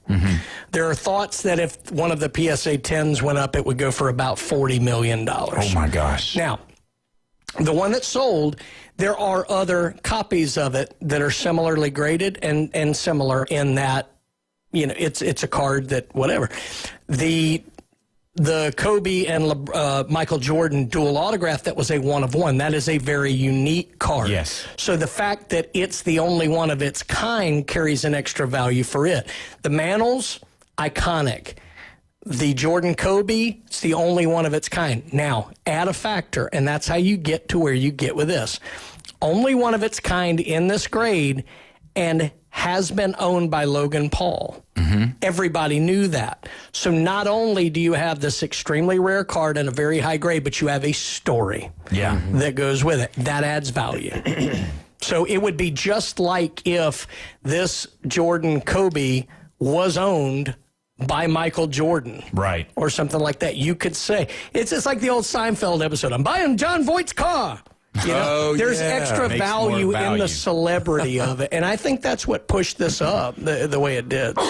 And I mean, when you look at it, you're just like, oh my gosh, you know, who's paying this kind of money? And you know, then you got Golden, who pretty much, as far as everybody knows who he is, if you even look at auctions anymore, you know that Golden gets the best and all that. So, and there was a production part of it, which brings in the Logan Paul stuff. So, and it's live videos. So the guy knows, whether you like him or you don't, the guy knows how to market. He knows how to make money, and he's done that with his career. I guarantee you this card is just as often called the Logan Paul card as it is the Pikachu, you know, collector, whatever it's called, PSA 10. Yeah, and that's the thing, like, you know, and how did he start? He started by YouTube. And that's why it's like all these kids, they want to be YouTube stars, and it's because of guys like Logan Paul that said, oh, we can do it. But what people don't realize, and I hate to be Debbie Downer on all this, but a lot of these kids that are the YouTubers,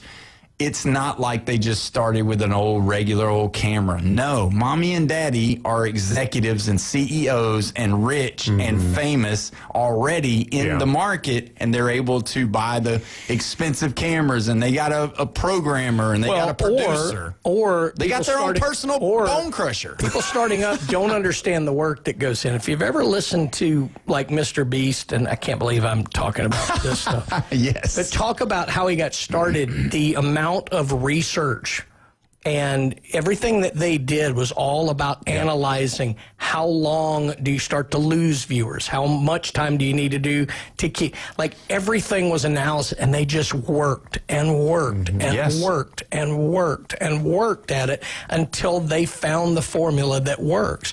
Now, they were early too, but people who think they just, were born on third base on that thing are wrong about that. Now, there are some who are, but usually they don't end up being very successful for very long. The guys who have talent, it's like anything in life. If you have a lot of natural ability for something and an uncanny work ethic, that's how you become. Yeah, it's success. If you work hard, you will get better than what you were if you're a hard worker. But I think you have to have friends that also help you out. Sure. And I'm saying like Olivia Dunn, like she does her thing right, and she has friends that probably sit in for her and then like say, oh, this person likes that person. Let's go ahead and friend them, and then we can get more followers because they'll probably friend you back. Yeah. And it's a whole networking thing like that. And it's who you know. It's not what you know. So, and people willing to do things for you because you're a good person. Yeah. The sale was amazing, and it's just, the line that gets used too much for me, and maybe it's correct, I don't know, but it's, a lot of people are saying, like, cards are the new art, in that so much money is being injected into them. And it's a similar mindset. I mean, a Monet is not going to put food on your table by itself. Like, it intrinsically has no value other than what somebody will want you to pay for. It's not like a seed, or it's not water. It's not anything like that. But yeah, it's the same thing. It's like, at the end of the day, a sports card's a piece of cardboard with a picture of a man on it. You know? I mean, but there is emotional value. There's sentimental value. There's taking you back to your childhood. There's the thought of having something no one else has. All of that transcends. So in that way, it's very similar to art. But, this notion that, the guys who are dropping $300 million on a Picasso are going to come in and start doing that on a sports car. I'm not so sure, but maybe this is where the youth go. Yeah. And I don't know. It's definitely a growing deal. So what's going on at PCB Hobby this week? We were crazy busy this weekend. In fact, we were busy today, too, before I came over here, but I think the holiday certainly played into it. But it was also Super Saturday at PCB Hobby this week. So we had a lot of people come in who were really taking advantage of it. It was perfect timing, too, because we had Top Series 1 came out on Wednesday. We've gone through a ton of it. And it's been had some really great hits. The top rookie in the set, Roman Anthony, had an autograph of his pulled, autograph of Ichiro Suzuki. Wow. Just went in the Hall of Fame. Some Shohei Ohtani cards that are really short printed and very valuable got hit. So a lot of that was really fun. So they did something with Series 1 that I don't know that we talked about last week, because they only announced the promotion like right before it dropped. Speaking of the mantle. Yeah. They're doing a redemption. So there's one redemption card out there somewhere for a 52 Topps Mickey Mantle card. Oh, yeah. I mean, how cool would that be to hit in there? So a lot of fun. So we had a lot of people in, bought a lot of singles. We've been buying a lot. I bought two, really, a 1953 and a 1956 Jackie Robinson. Wow. This afternoon that are really cool cards. You don't see those come around. Both of them graded, so you don't see those come around that often. This week, we have Top Stadium Club Baseball coming out on Wednesday. One of my favorites because it's very photography driven. Yeah. So it's like really great action shots and some of them goofy shots of the player, but beautiful photography. Are they still like shiny on the outside like they used to be? Yeah, not the over gloss that they used to, because we found out that those cards stuck together. Yeah. But no, they don't do that. They've got better polymers, if you will, now, or whatever you call it. But I love Stadium Club. Started in 1991, still the set that I really have an interest in, and they're beautiful cards. So those come out on Wednesday.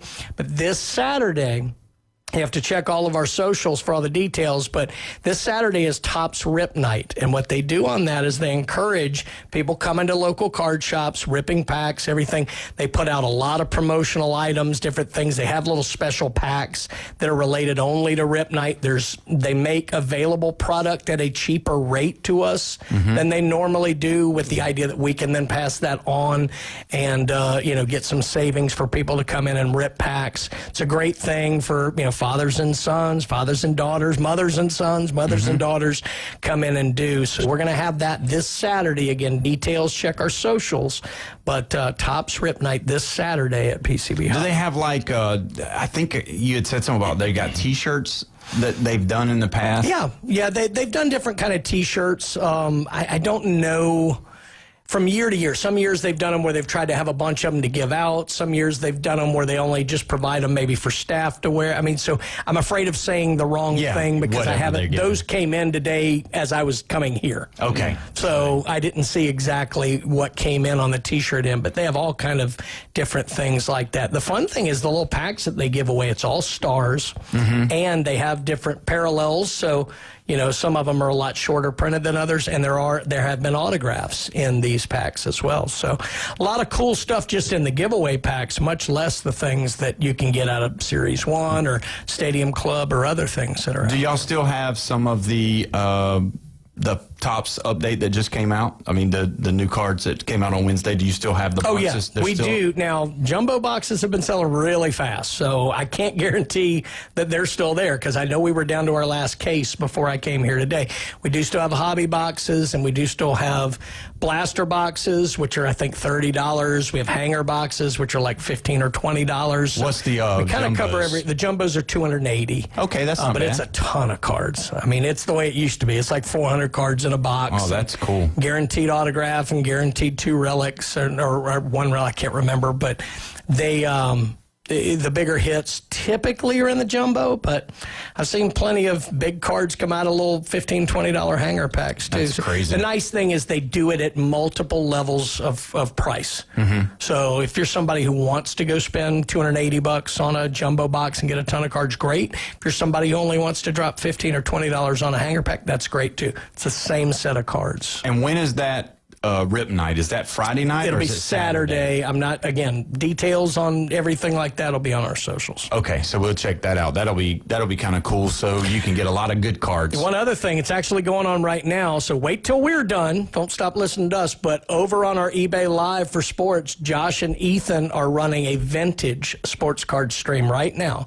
Wow. Now, what bothers me is they consider 80s vintage. That hurts my feelings that hurts a you little and bit. Jeffrey. But there's some really cool stuff back to the 50s and 60s through the 70s and even into the 80s that's going on right now. So actually, I'm headed over there after we're done to probably sit in the back and make fun of those two, while they're doing it. 20-somethings trying to talk about vintage cards. You know, back when they used to have the big microwaves and they used to, make you turn on the television with the knobs. I got to say this story, and this is more just about my age, but we had a guy who comes in the shop, and he's young, and so I'll forgive him, but it was, we had a Ryan Sandberg autograph. Oh, yeah. And, this guy does a lot with cards and all like that. He's like, who's that? And I had to leave. But think about it. I mean, he's passed on. Yeah. He went to the Hall years ago. He stopped playing 20 years ago. I get it. I'm that just card. old. It was a Fleer, wasn't it? Well, 1983, they had Fleer Topps and Donruss. Okay. Yeah. I think I had the Fleer, which was the circle at the bottom right corner with his face. That would be Topps. Okay, so that was the Topps card. So I had that card. Quick story. Back in the day, you had your binders, and that's how you kept your cards. Yeah, you did have the hard. Kid come up to me and said, "Hey, I want the Ryan Sandberg." Flip through my binder, and if you like all the cards in the binder, I'll give you my whole binder, and it was this thick for that one card. Yeah. And I said, sure. Yeah. And I probably shouldn't have. It was a numbers game back then. It was about more cards. I think I got a King Griffey or two. But again, it's what do you value? Yeah. He's a big Ryan Sandberg fan. You may just want more cards to put a set together. That's the beauty of all of. I know we've talked about it before, but it's true. It's collect your way. Anybody who tells you have to do it this way, don't listen to them. If I ever said it that way, don't listen to me. Collect what you like. Do it the way you want, because ultimately that's where the enjoyment comes from. I had a kid one time talk about, you think I should sell this card? I remember I looked at him and said, do you like it? And it was like he had never thought about it that way before. Yeah. And that's enjoy what you do. And don't turn it into a stock. And that's one of the things, like, whenever you looking at a card, a lot of these kids nowadays, because of the videos, the YouTubers, and all that, they're just only worried about how much it's worth. And that's just that's the problem. We cared when I started working at a shop in 1989. We cared what things were worth. Back then, you waited for the Beckett magazine, and you looked. It was once a month, so when the Beckett magazine came out, you had a line down the street for people wanting to see. You cared, but you did still collect. Yeah, you still like it. And there are people who do still collect. So what I'm saying is just find what you like. Try different things. Yeah. But find what you like and lean into that. That's exactly right. So, Paul, non-Braves player from the 80s, non-Braves, who's your favorite? Rickett Henderson. Really? Yes, sir. Okay. My favorite. I got his card, the most cards ever. I could have possibly latched on to Roger Clemens, and I do love Nolan Ryan, obviously, also. But Roger Clemens soured me, from what he did later on. But anyway, Ozzie Smith for me. Great. Mobile, Alabama. I was going to say, where was Ozzie born? Yeah, wow. Mobile, Alabama. We have an inordinate amount of Hall of Famers. from Hank Mobile, Alabama. Aaron. Yeah. Billy Williams, Willie McCovey, Satchel Paige, Ozzie Smith. Wow, Satchel Paige? Yeah, all those guys. Either way, give us the address and the operating times of PCB Hockey. 11939 Panama City Beach Parkway. That's Back Beach for those of you locals, right next to Florida Linen there in the shop. Monday through Saturday is 10 to 6. Then on Sunday, we are noon to 6. Again, check our socials for all the goings on as it relates to Topps Rip Night. And then most importantly, eBay Live. Yes. Got everything going on there. All of the disciplines will be running shows. In fact, they're probably all 4 running them now. And then we're getting close. I think we're about 3 weeks away from the Soft Open down in Orlando. Ripping the box open on Saturday. What time? That's what I'm afraid of saying the wrong thing out there. Okay. So check the socials for all of that. Okay. Yep. Okay. All right. Well, we are thankful for that, Brian. Thanks so much. Yes, we sir. are coming back. When we get back, we're going to discuss some stuff about the Florida Gators. You're listening to the Sports Blitz with Paul Wilson right here, 104.3 ESPN, Northwest Florida.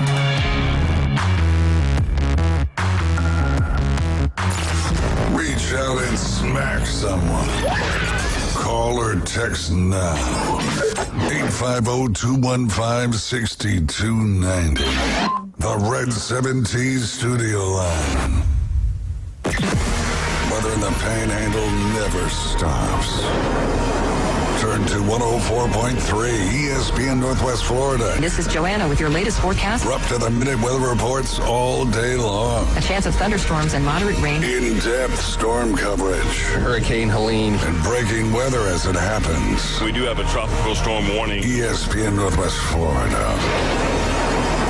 Rely on it. Good luck surviving the offseason, football fans. At first I was afraid, I was petrified. Football's over, it's like a part of me just died inside. 200 days till football's back, but tonight I won't just cry, cause I've got a ways to play. And that's the place with Hard Rock Bet, I will survive. Offered by the Seminole Tribe of Florida. Must be 21 plus and physically present in Florida to wager. Terms and conditions apply. If you or someone you know has a gambling problem, please call 1-833-PLAY-WISE. Los Rancheros has been doing it right for 20 years. Los Rancheros brings a top-shelf dining experience to you with the opening of their beautiful new building. Watch all college and pro games on Los Rancheros 14 large-screen TVs with great drink specials daily from 2 to 5 and during all the games. Los Rancheros, the place for live sports and great food on 23rd Street between Jenks and Harrison. Broadcasting from the heart of the Gulf Coast and streaming to every corner of the map.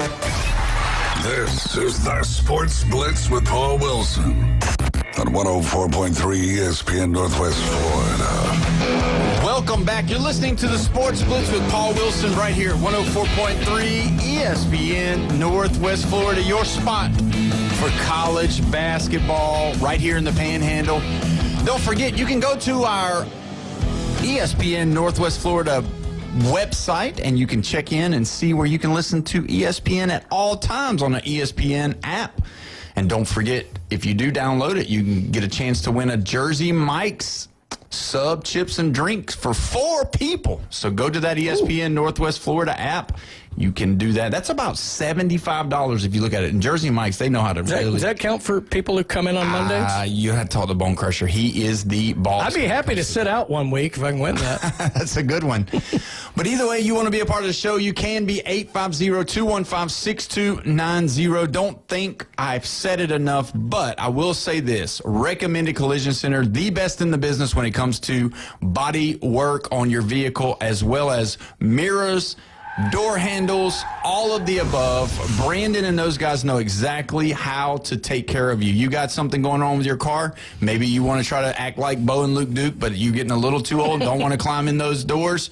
Make sure you go see Brandon and those guys over there. Jinx Avenue, right there by the railroad tracks. They do great work, and Brandon comes in every Wednesday, so we'll be seeing him on Wednesday. He'll definitely tell you some new stuff going on at the shop over there. Well, guys, we've got to look at it before we go. Those Florida Gators playing some good basketball, played against Kentucky. Everybody built this up as a possibility. Kentucky has been hot as of late, and then the Florida Gators, I mean, just stroked them. And so with that being said, the new AP Top 25 came out because Florida almost busted $1 on them, 92-83, and just actually handed them. So, but looking at this, it's kind of getting to the point to where we're getting the teams kind of locked in on where we're going. Texas Tech played Kansas the other night. Arizona and beat played them Arizona in overtime and beat them. Arizona's on a bona fide losing streak here all of a sudden. That's right. They were undefeated. That was their first loss. And I told you that's their second. Kansas, then Texas. Oh, Kansas. Yeah, Texas Tech. So if you look at it, they've lost to 2 teams. Kansas, who lost after that by 19 to Iowa State. Yep. Iowa State's was number 3. They're number really 6 good now. Or number 6. Okay. So you got Michigan top of the board. I know Ty Humbert's going to be very happy about that. But, I mean, Houston, Duke, Arizona, UConn, Iowa State, Purdue, Kansas, Nebraska, Illinois, Florida. GU is there, Gonzaga. 12 is Florida, 13 is Texas Tech, Virginia, Michigan State, North Carolina, St. John's, and man, did you see the fight? The St. John's fight. No, it was terrible. Yeah, it was terrible. Yeah. It was absolutely terrible. They should do more than 1 game suspension. It looks like they're just So the guy clobbered his head, basically, and it all started it. Yeah. Yeah. And so, with that being said, number 25 checking in at the bottom of the barrel, the Alabama Crimson Tide. So there you go. Who did they pay?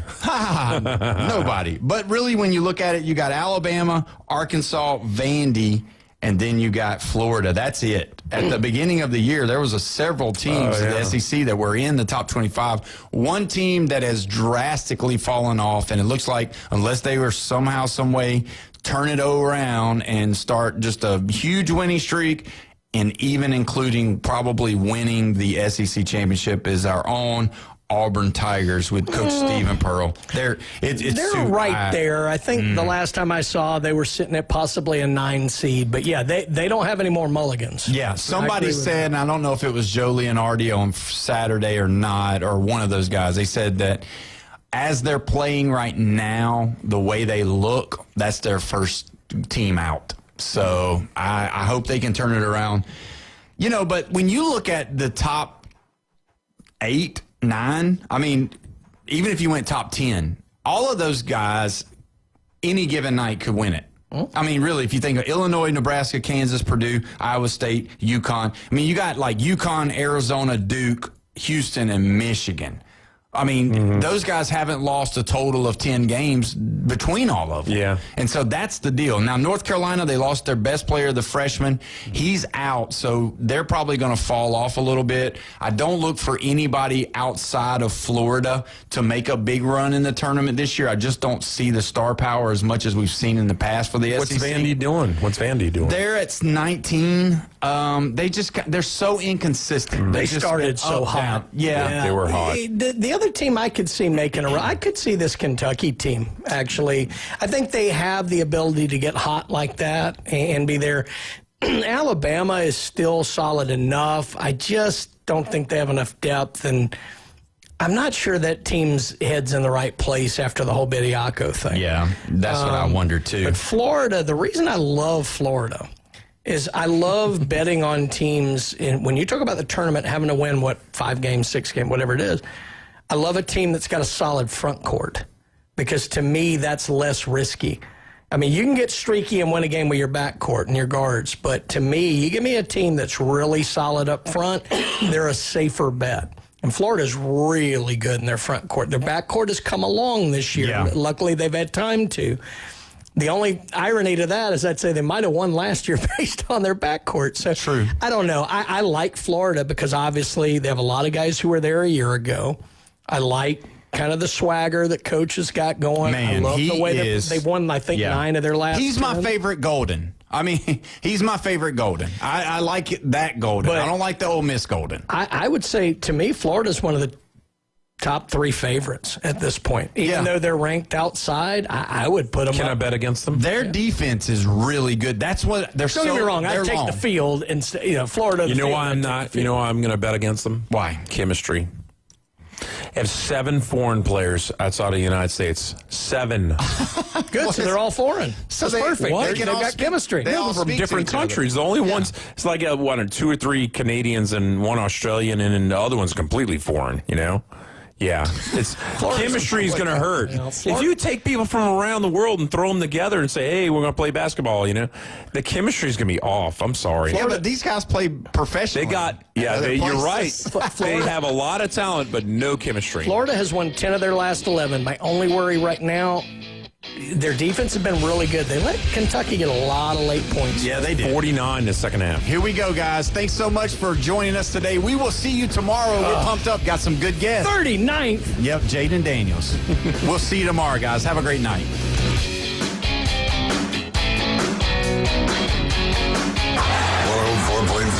ESPN Northwest Florida is your spot for college basketball. And it goes in at the buzzer. Got it. Listen to select games from the LSU Tigers, Florida Gators, the Auburn Tigers, and the biggest games around the country play here.